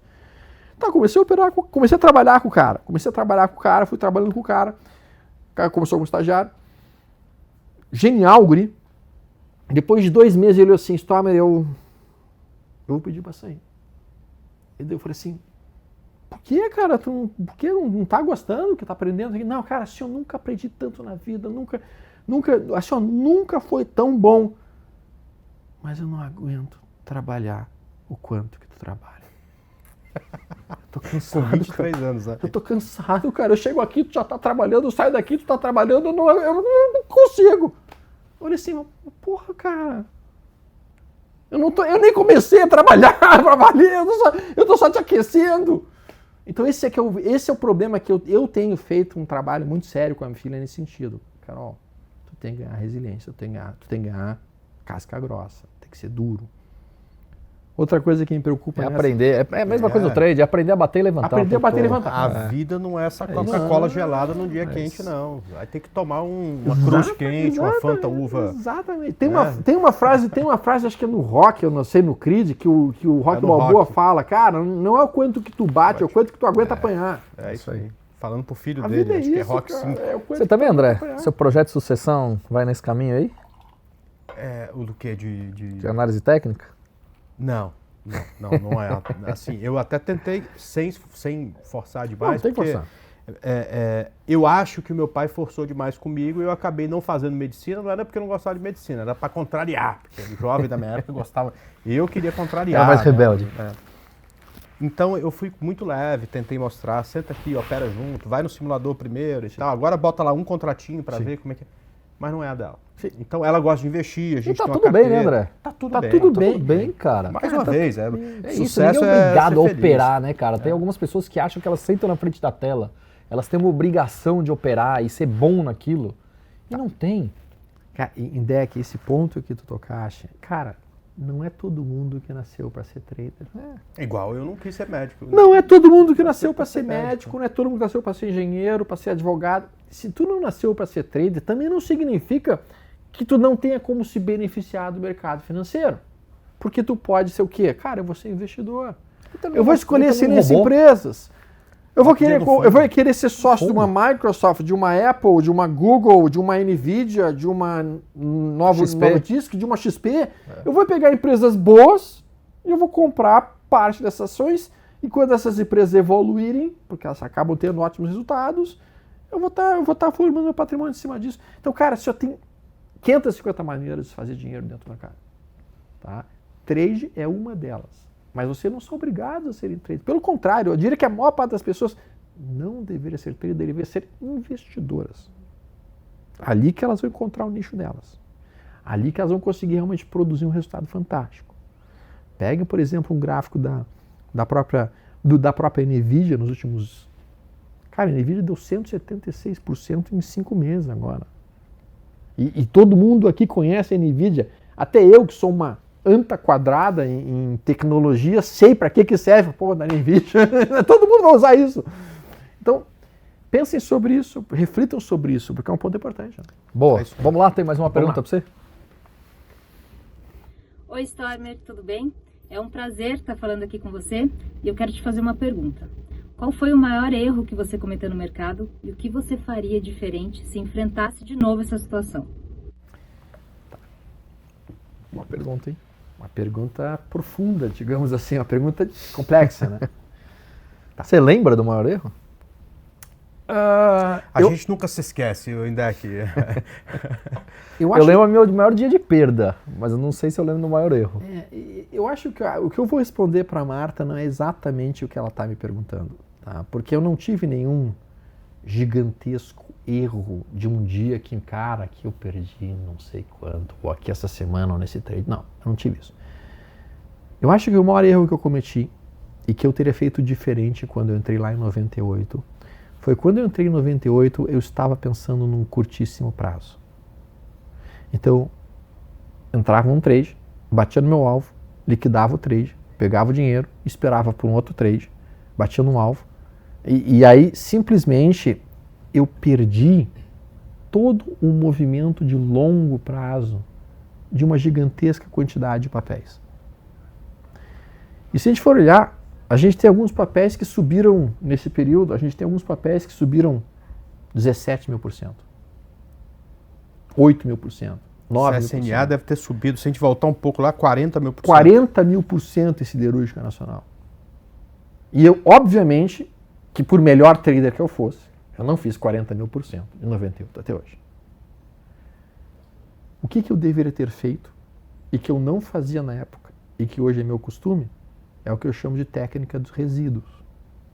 O que é a técnica dos resíduos? Imagina que eu lá em 98 e 99, quando eu tivesse comprado uma siderúrgica nacional, comprando em R$4, com um alvo em R$6, um alvo R$2 acima, quando batesse no meu alvo, ao invés de eu ter liquidado toda a posição, digamos que eu tivesse comprado 2.000 ações, ao invés de eu liquidar as 2.000 ações, eu teria que ter liquidado somente o suficiente de ações para retornar o financeiro que eu entrei no trade.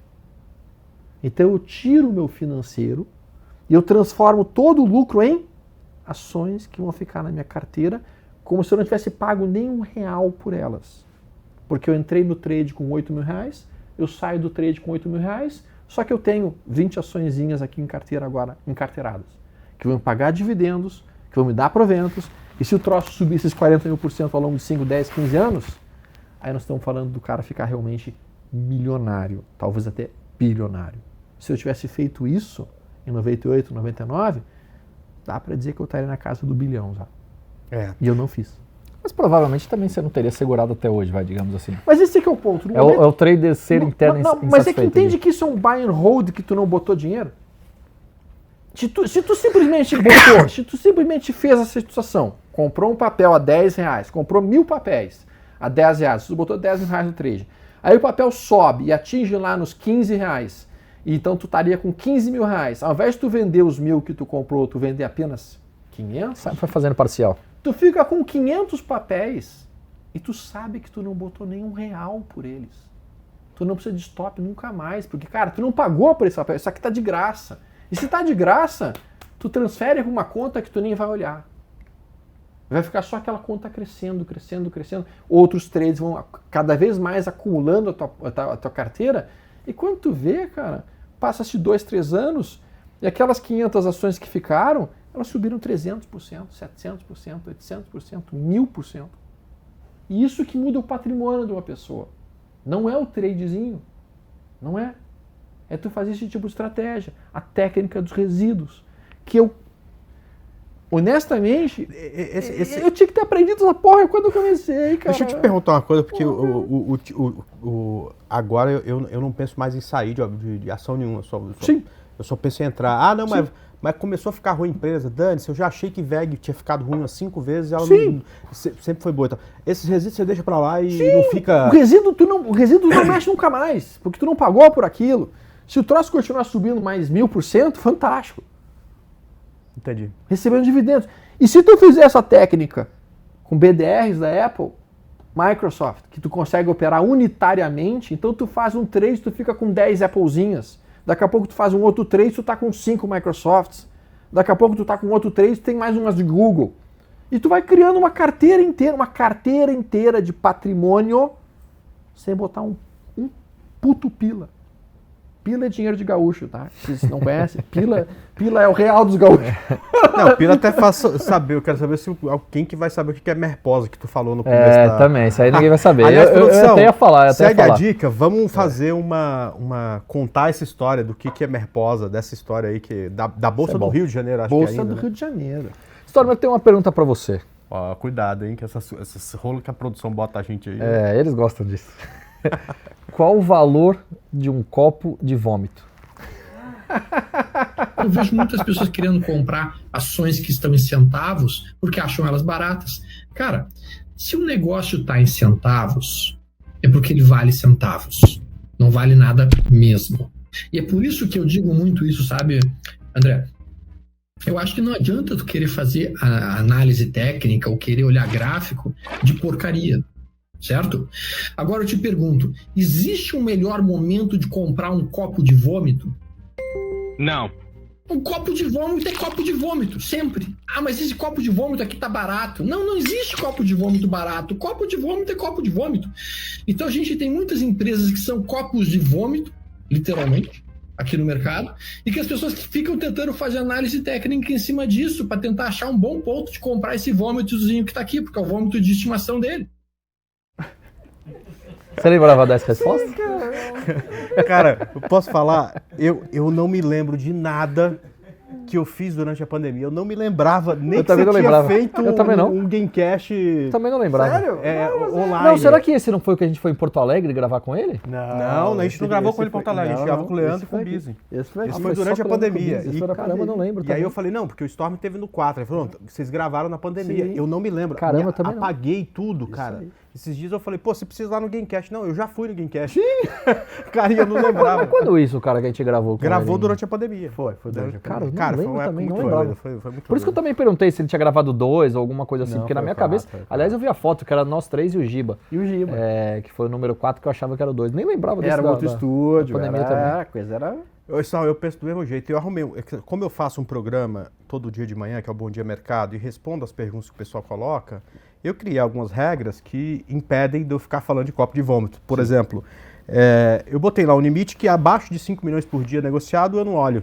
Tá, a análise técnica precisa de volume. Sim. Não tem 5 milhões, então já saiu um monte de... Outra coisa, quando tem rolo na empresa, recuperação judicial e tal... Cara, não vou falar mais. Aí eu me livrei desses copos de vômito, não tem mais. Agora eu só olho coisa que... É porque a pessoa fica com o sonho de que aquele troço vai subir 100, 200, 300, 400% e volta para o topo anterior. Cara, percebam, quando o papel engata uma tendência de baixa de prazo mais longo, já tentou mudar um hábito teu? É difícil, né? É eu já tentei várias vezes. Né? Mudar um hábito é uma coisa extremamente difícil. Então, entendam que o papel que está em tendência de alta, ele tem um hábito, o hábito de cair. O hábito de ser vendido. O hábito de continuar tendência de baixa, né? perdendo fundos. Só que os caras acham que que vai ter um fundo uma hora. Eu tive um amigo meu que o cara operava Plin 4.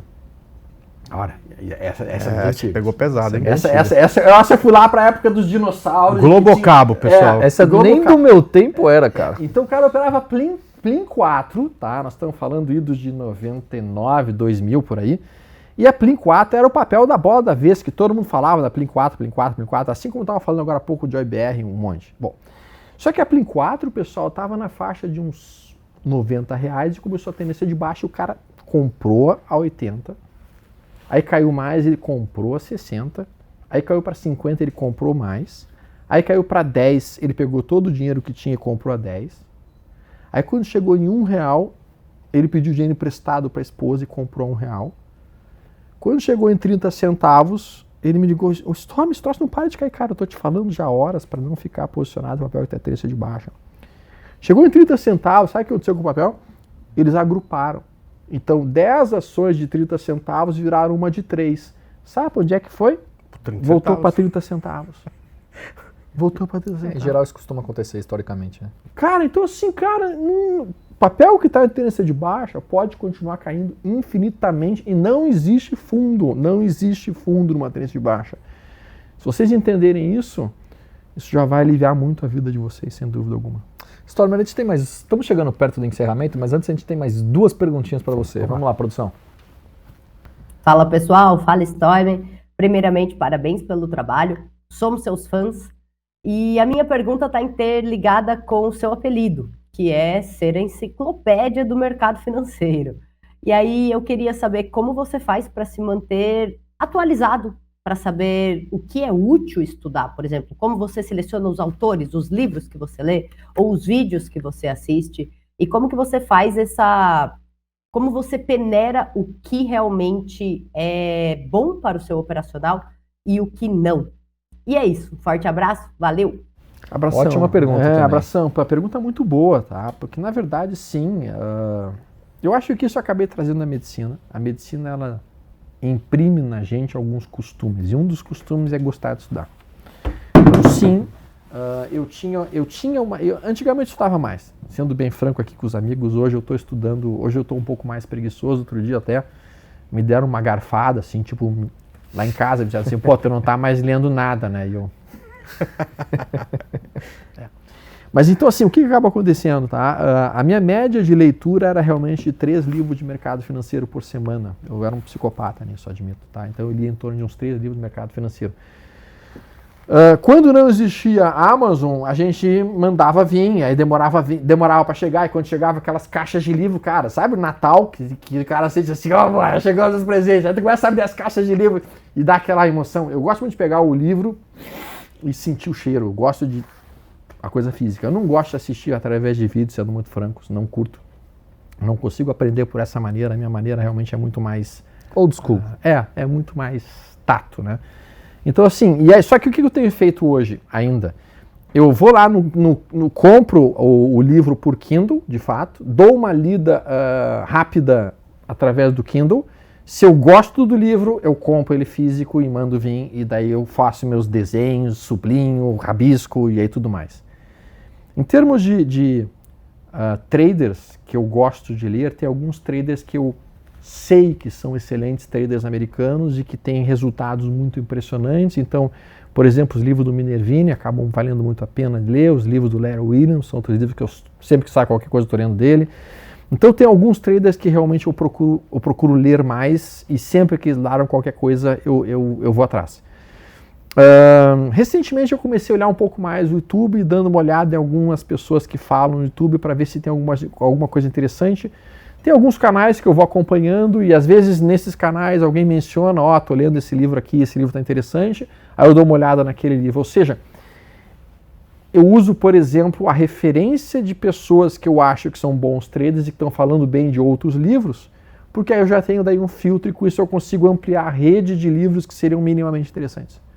Eu gosto do livro do John Crane, eu gosto do livro do Robert Miner. Robert Miner, para mim, é um excelente trader, um excelente autor. Ele tem um livro muito bom chamado Dynamic Trading, que é um livro bastante interessante, em que ele mostra o que seriam as estruturas de mercado, como é que ele faz os alvos dele. Talvez o Robert Miner tenha sido um dos primeiros traders a realmente pegar toda aquele conceito mágico das ondas de Elliott, que eu absolutamente não sou um fã.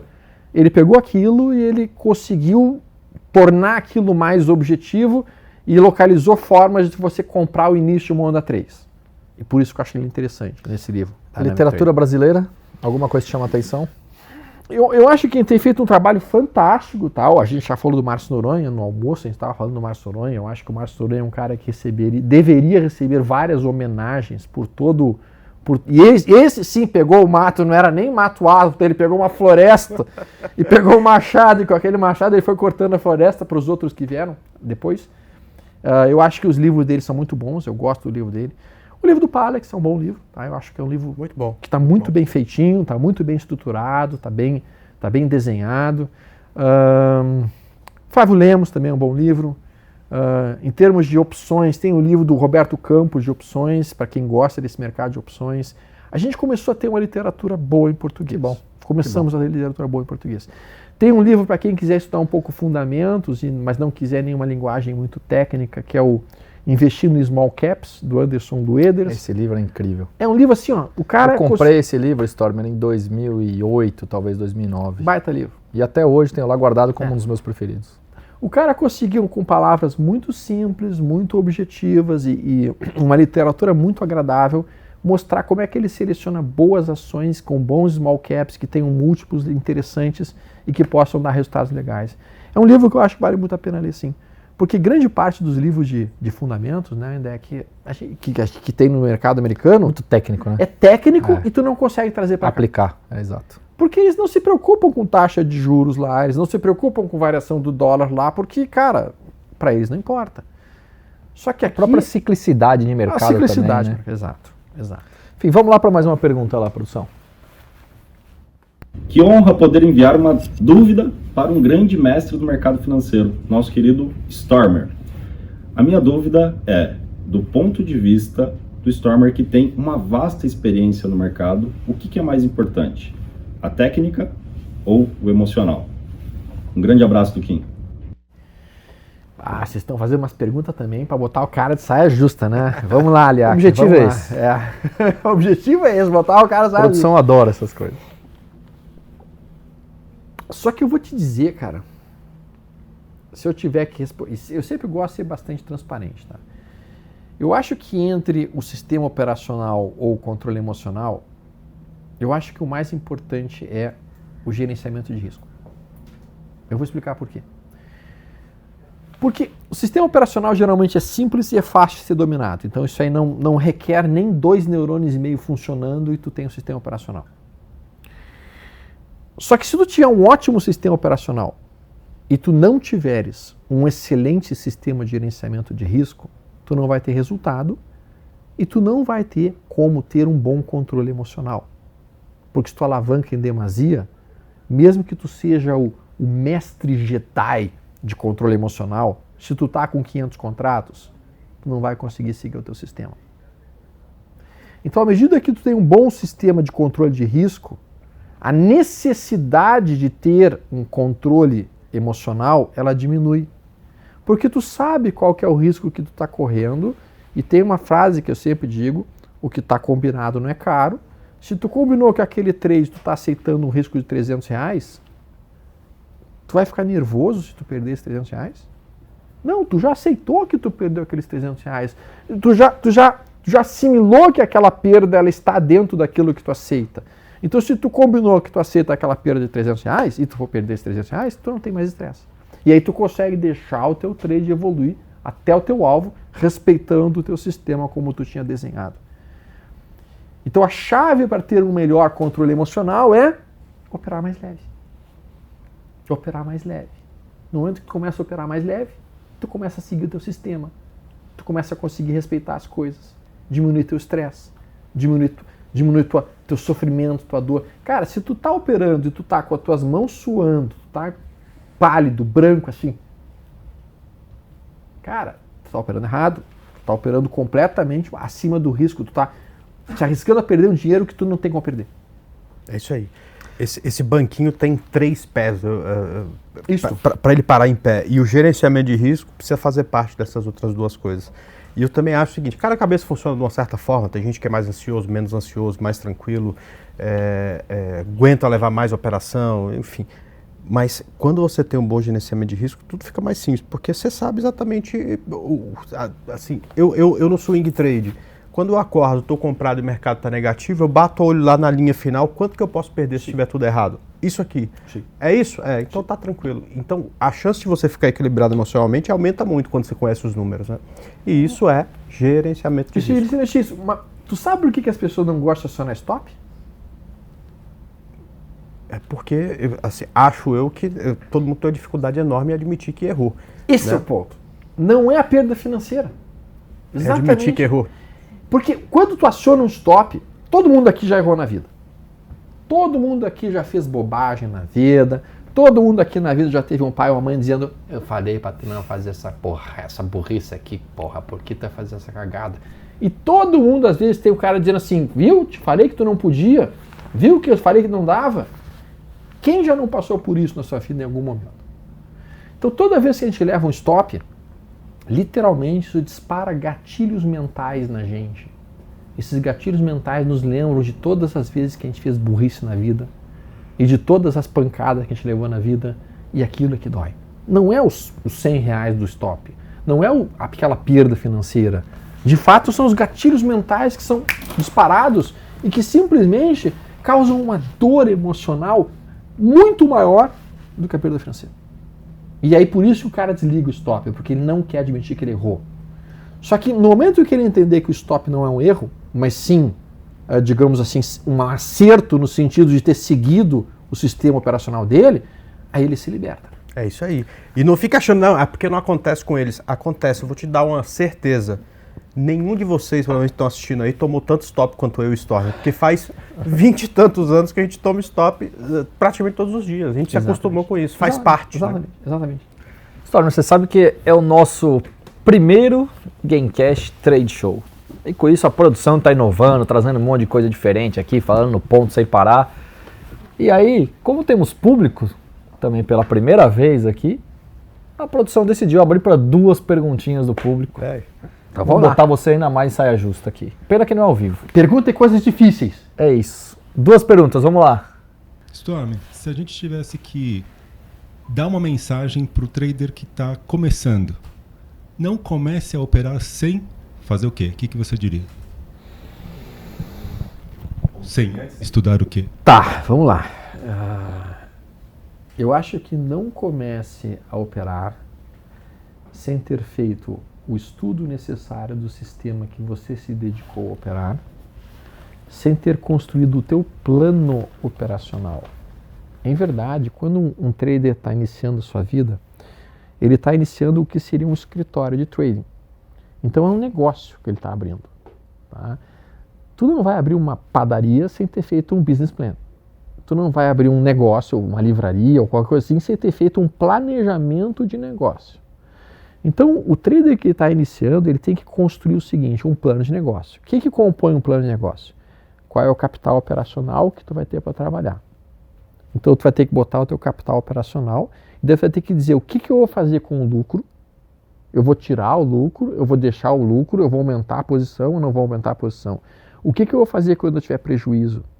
Eu vou aumentar a posição, eu vou diminuir a posição, eu vou repor o prejuízo que eu tive, ou eu vou diminuir as posições pela metade para diminuir a velocidade de perda que eu vou estar tendo. Então, tu vai ter que definir o que tu vai fazer com o capital. Por exemplo, no meu plano de negócio, o que eu faço? Todo o lucro que eu tenho semanalmente, 10% eu saco e eu faço doação para 3 instituições de Porto Alegre.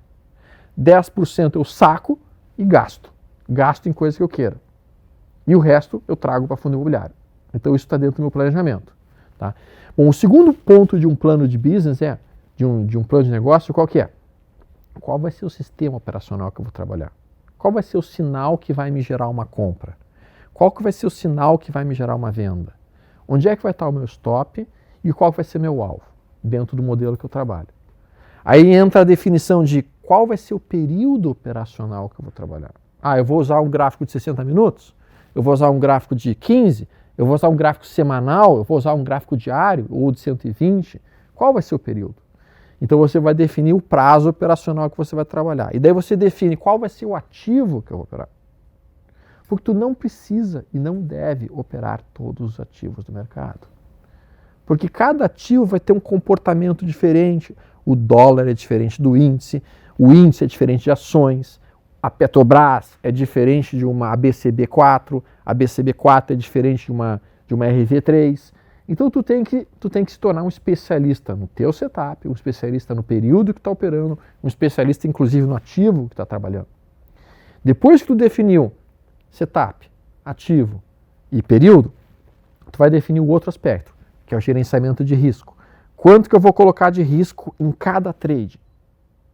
Qual que é o meu risco de ruína? Vocês têm que saber calcular o risco de ruína de vocês. Isso é obrigatório. Se o cara não sabe calcular o seu risco de ruína, tu vai entrar em ruína. Sem dúvida alguma. Esse é um ponto pacífico. Então tem que saber calcular o risco de ruína. E hoje tu consegue, entrando no Google, escrever risco de ruína em trading, e já tem as fórmulas, já vai saber o que é a ideia. Então tu define o gerenciamento de risco. Depois que tu fez isso, tu estabelece metas. Qual que é a tua meta por semana? Qual que é a tua meta por mês? Qual que é a tua meta por semestre? E tu escreve isso. Isso não pode estar aqui na cabeça. Porque, especialmente para mim, depois que eu tive o Covid, a minha memória foi pro saco. Então se eu tiver qualquer coisa na cabeça, eu esqueci. o negócio tem que estar escrito, porque aí tu não foge de um plano escrito. Aí o que o cara faz? Pega o setup dele, imprime o gráfico do ponto de entrada dele e bota do lado da tela do computador ali, ó. Aí tu tá com o computador aqui, tá com o teu negócio aqui, tu vai perguntar, isso aqui tá igual a isso aqui? Isso aqui tá igual a isso aqui? Não, não tá igual. Cara, se não tá igual, não tem nada pra fazer. Quando tiver igual, ok, tá igual. Isso aqui me permite tal entrada. Aí tu faz o cálculo do controle de risco, tu faz o trade. E depois que tu fez tudo isso, no teu plano de negócio, como é que tu vai registrar esses trades? Registro dos trades. E por último, quando termina o dia, tu tem que terminar o teu dia, eu não sei se tu tem esse costume, deve ter esse costume também, né, André? Eu termino o meu dia, eu vou olhar todos os trades que eu fiz e eu vou fazer uma reflexão. Por que eu fiz esse trade? Esse trade está encaixado no meu modelo? Eu fiz bem feito ele? Ou eu fiz errado? Só que eu não vou fazer essa reflexão não com o objetivo de pegar um chicote e me bater nas costas, não. A reflexão é, o que eu aprendi com esse trade? O que eu melhorei com esse trade? Porque, entende, Carlos, que o nosso objetivo basicamente é tentar nos tornarmos traders melhores um pouquinho a cada dia. Só que se tu passou o dia inteiro e não refletiu a respeito do que tu aprendeu, do que tu fez, tu não se tornou um trader melhor. Tu ficou sem pensar. Tu ficou absolutamente nada. Sabe como é que eu aprendi isso? Um dia eu tava lá em casa, aí eu tinha tido um trade ruim. Foi um dia ruim, um dia de perda. E aí, chega minha filha, e aí, pai, como é que foi o dia? Eu falei assim, hoje foi ruim. Hoje eu tive perda. Ela falou assim, tá, mas o que tu aprendeu? Porque tu vai ganhar alguma coisa. E eu olhei assim, porra, ela tinha o quê? Cara, tinha uns 10 anos que ela me disse isso. Eu falei assim, porra, não é que ela tá certa. Eu tenho que tirar alguma coisa desse meu dia de perda. Então vamos parar aqui e olhar o que eu aprendi. Então, isso é importantíssimo que vocês que estão no início entendam. Vocês não são obrigados a terem resultados gigantescos da noite para o dia. E vocês não devem se comparar com nenhum outro trader. A única régua de comparação que vocês têm é com vocês mesmos. Tu não pode querer, eu quero operar tão bem quanto o André, eu quero operar tão bem quanto o Rodrigo, quero operar tão bem quanto a Pan ou quanto a Marta. Não! A tua régua de comparação é contigo mesmo. Eu hoje estou operando melhor hoje do que eu estava ontem, e amanhã eu estarei operando melhor amanhã do que eu operei hoje. Se tu conseguir manter essa curva de capital intelectual, digamos assim, crescendo, ao longo do tempo, cara, tu vai conseguir realmente fazer com que as coisas virem muito bem para ti. Eu acho que é isso que eu diria para quem está no início. Ter paciência, assimilar com o tempo e seguir um plano que vocês tenham construído. O sucesso, ele parte de um planejamento bem feito. Se tu não estiver planejado, tu não atinge o sucesso. Essa que será a ideia principal. Oi, Storm. Júlio Kido, muito prazer. Prazer. Primeiro, é uma honra estar aqui, né, na sua presença, poder aprender contigo nesse dia, né? E a gente está tendo o privilégio, né, de ter esse início aprendendo contigo, aprendendo por quem já passou pelos percalços aí desse caminho, né? E você falou um pouco aí de inteligência emocional, do gerenciamento de risco, né? Sei que seu início também não deve ter sido fácil, né? Porque nós estamos tendo esse privilégio, mas talvez você não tenha tido esse privilégio, né? De estar ouvindo isso de uma pessoa com essa experiência, né? Então eu queria saber quanto tempo você demorou para atingir essa paz interior, essa maturidade no trading, que a gente sabe que não é fácil. Sim. Cara, acho que é uma pergunta muito boa, assim. Uma pergunta excepcional, eu diria. Tá? Porque, em verdade, a gente entende, pelo menos eu entendo, que cada pessoa vai ter um estágio até mesmo de evolução. E quando eu digo evolução, não evolução de trade, mas evolução até mesmo espiritual. Tá? Então, algumas pessoas conseguem já perceber e se entender e observar os seus erros e, a partir desses erros, corrigi-los. E outras pessoas têm uma sabedoria muito maior. Porque eu digo o seguinte, o cara que é inteligente, ele erra hoje, ele não repete o erro amanhã. Mas o cara extremamente inteligente, o cara sábio, ele olha, por exemplo, o André fazendo um erro e ele aprende com o erro do André. Ele não precisa cometer aquele erro. Ele já viu, o André está dizendo que isso aqui é errado, cara, então eu não vou ter que passar pela dor que o André teve para aprender. Mas esse é o cara mais sábio. Infelizmente, a maior parte das pessoas não consegue ter esse tipo de sabedoria e elas acabam apenas aprendendo na base da dor. Apenas realmente introjectando tudo isso que a gente está falando aqui, a necessidade de um plano de negócio, a necessidade de ter um gerenciamento de risco, a necessidade de fazer poucos trades, a necessidade de ser mais seletivo. O cara só vai realmente entender isso depois que ele tiver tomado muito na cabeça. Depois que ele tiver tido um monte de perdas. Se você for olhar a maior parte dos traders mais renomados no exterior, todos eles dizem, cara, eu quebrei, e depois que eu quebrei, eu vi o que eu estava fazendo de errado, e daí eu me recuperei, e daí eu comecei a operar direito. A maior parte deles passaram por um processo muito agudo de dor. Infelizmente, a dor, ela ensina. O cara inteligente consegue evitar essa dor e consegue passar por isso. Mas os livros que me ajudaram realmente a fazer a curva e conseguir ter uma mentalidade muito mais positiva e muito mais eficiente dentro do mercado não foram livros de mercado. Tá? A maior parte dos livros que me ajudaram realmente foram livros, por impressionante que pareça, livros de filosofia. Porque eu gostava de ler filosofia, eu começava a ler a corrente estoica, então eu lia Sêneca, eu lia Marco Aurélio, eu lia Zenão, eu lia Epiteto. Então tem uma frase do Sêneca que ele diz o seguinte, e que é perfeito para evitar os dias de fúria. Olha a frase do cara, escrita há mais de 2000 anos atrás. Tá? Que nada me seja permitido fazer quando eu estiver irado. Porque quando eu estiver irado, eu vou querer que tudo me seja permitido. Não é isso que acontece no nosso dia de trade de fúria, pessoal. Que o cara está irado. E daí ele vai operar muito mais do que ele deve, com volume de contrato muito maior do que ele deve, porque ele acha que ele pode fazer tudo, porque ele tem que reverter, porque tem que ser daquele prejuízo. E daí quando ele vê, ele quebra a conta num dia. Então, cara, quando eu li essa frase, eu acho que li essa frase a primeira vez em 2003, eu peguei e escrevi essa frase em cima da tela do meu computador. Justamente para tentar evitar esses dias enlouquecidos em que a ira nos leva a fazer erros brutais.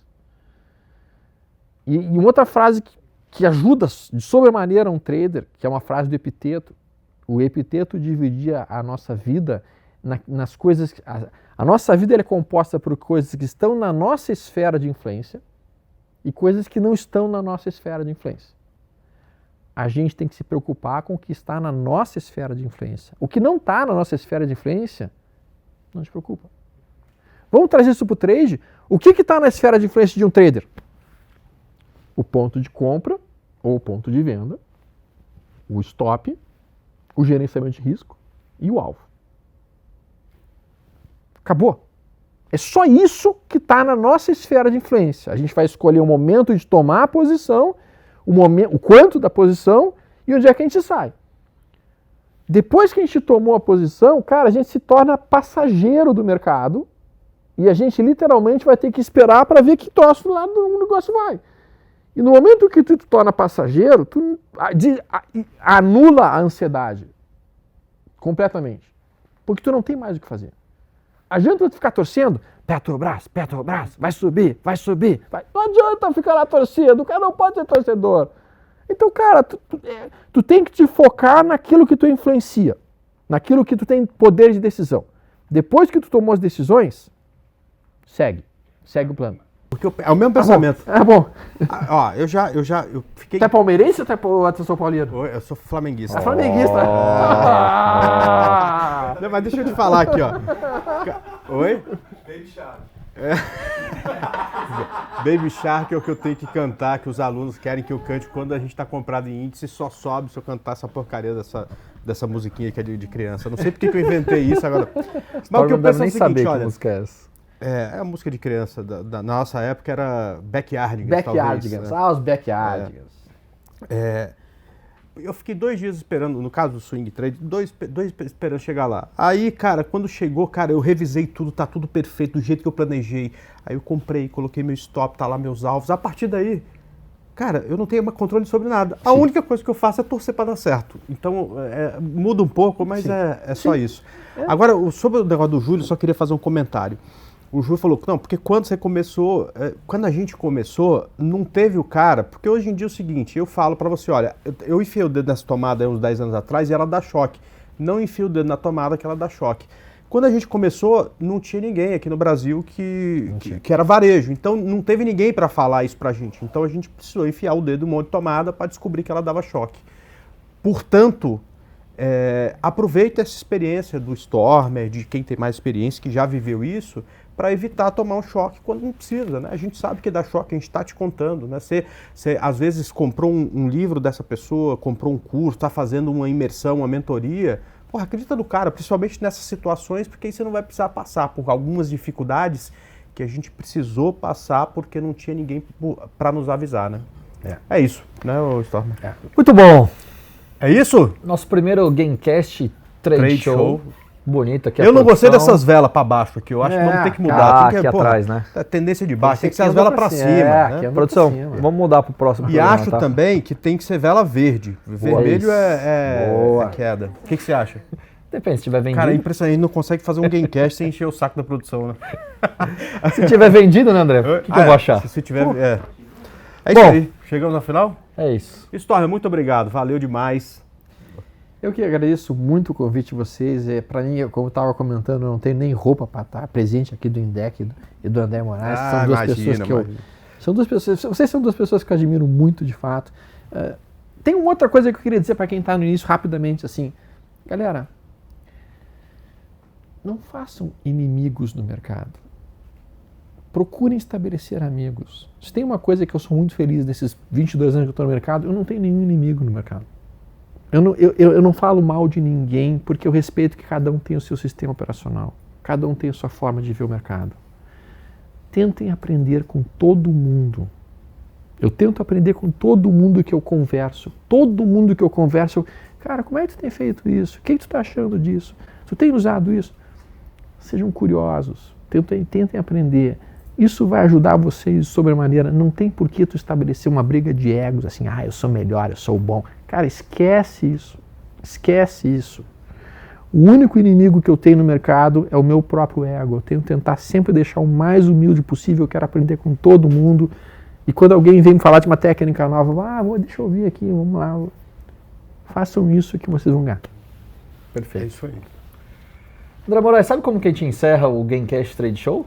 Cara, o Gamecast normal é com música. O Trade Show não sei como é que é não. Como é que é? O nosso convidado vai ter que selecionar o próximo convidado para estar sentado aqui nessa cadeira. É o responsa. E aí não pega surpresa, assim? Vamos dar trabalho para a produção. Coloca a culpa neles, a história. Tem tanta gente que eu gostaria de ouvir e que eu respeito profundamente, assim. O Vlad seria o segundo nome que eu pensaria assim de cabeça. Até hoje eu aprendo muito com eles. Eles são pessoas fantásticas e que têm uma genuína intenção de ajudar as outras pessoas em termos de ensinar coisas. De gente muito boa de mercado e que eu admiro bastante também. Então, produção, se vira aí, tá? E, Stormer, mais uma vez, muito obrigado aí pela presença. Sempre incrível, né, André? É sempre incrível, né? Que bom que você veio. A gente se diverte. Isso a gente é bom. Se diverte, né? Cara, eu passei 2 horas do lado do Stormer em Porto Alegre, numa palestra, uns 2, 3 meses, aprendi muita coisa. Exato. Mais 2 horas agora, aprendendo muita coisa. Então é isso, turma, é o que ele falou. Aprendam, estudem. Parabéns por aquele gráfico lá do final do ano lá de... Vamos chamar ele aqui em janeiro, Vamos torcer para ele estar errado da agora para frente. Tomara que eu acertou tudo. Tomara que eu esteja errado. Legal, então vamos lá, gente. Muito obrigado também. Espero que vocês tenham gostado do modelo e até o próximo. Tchau.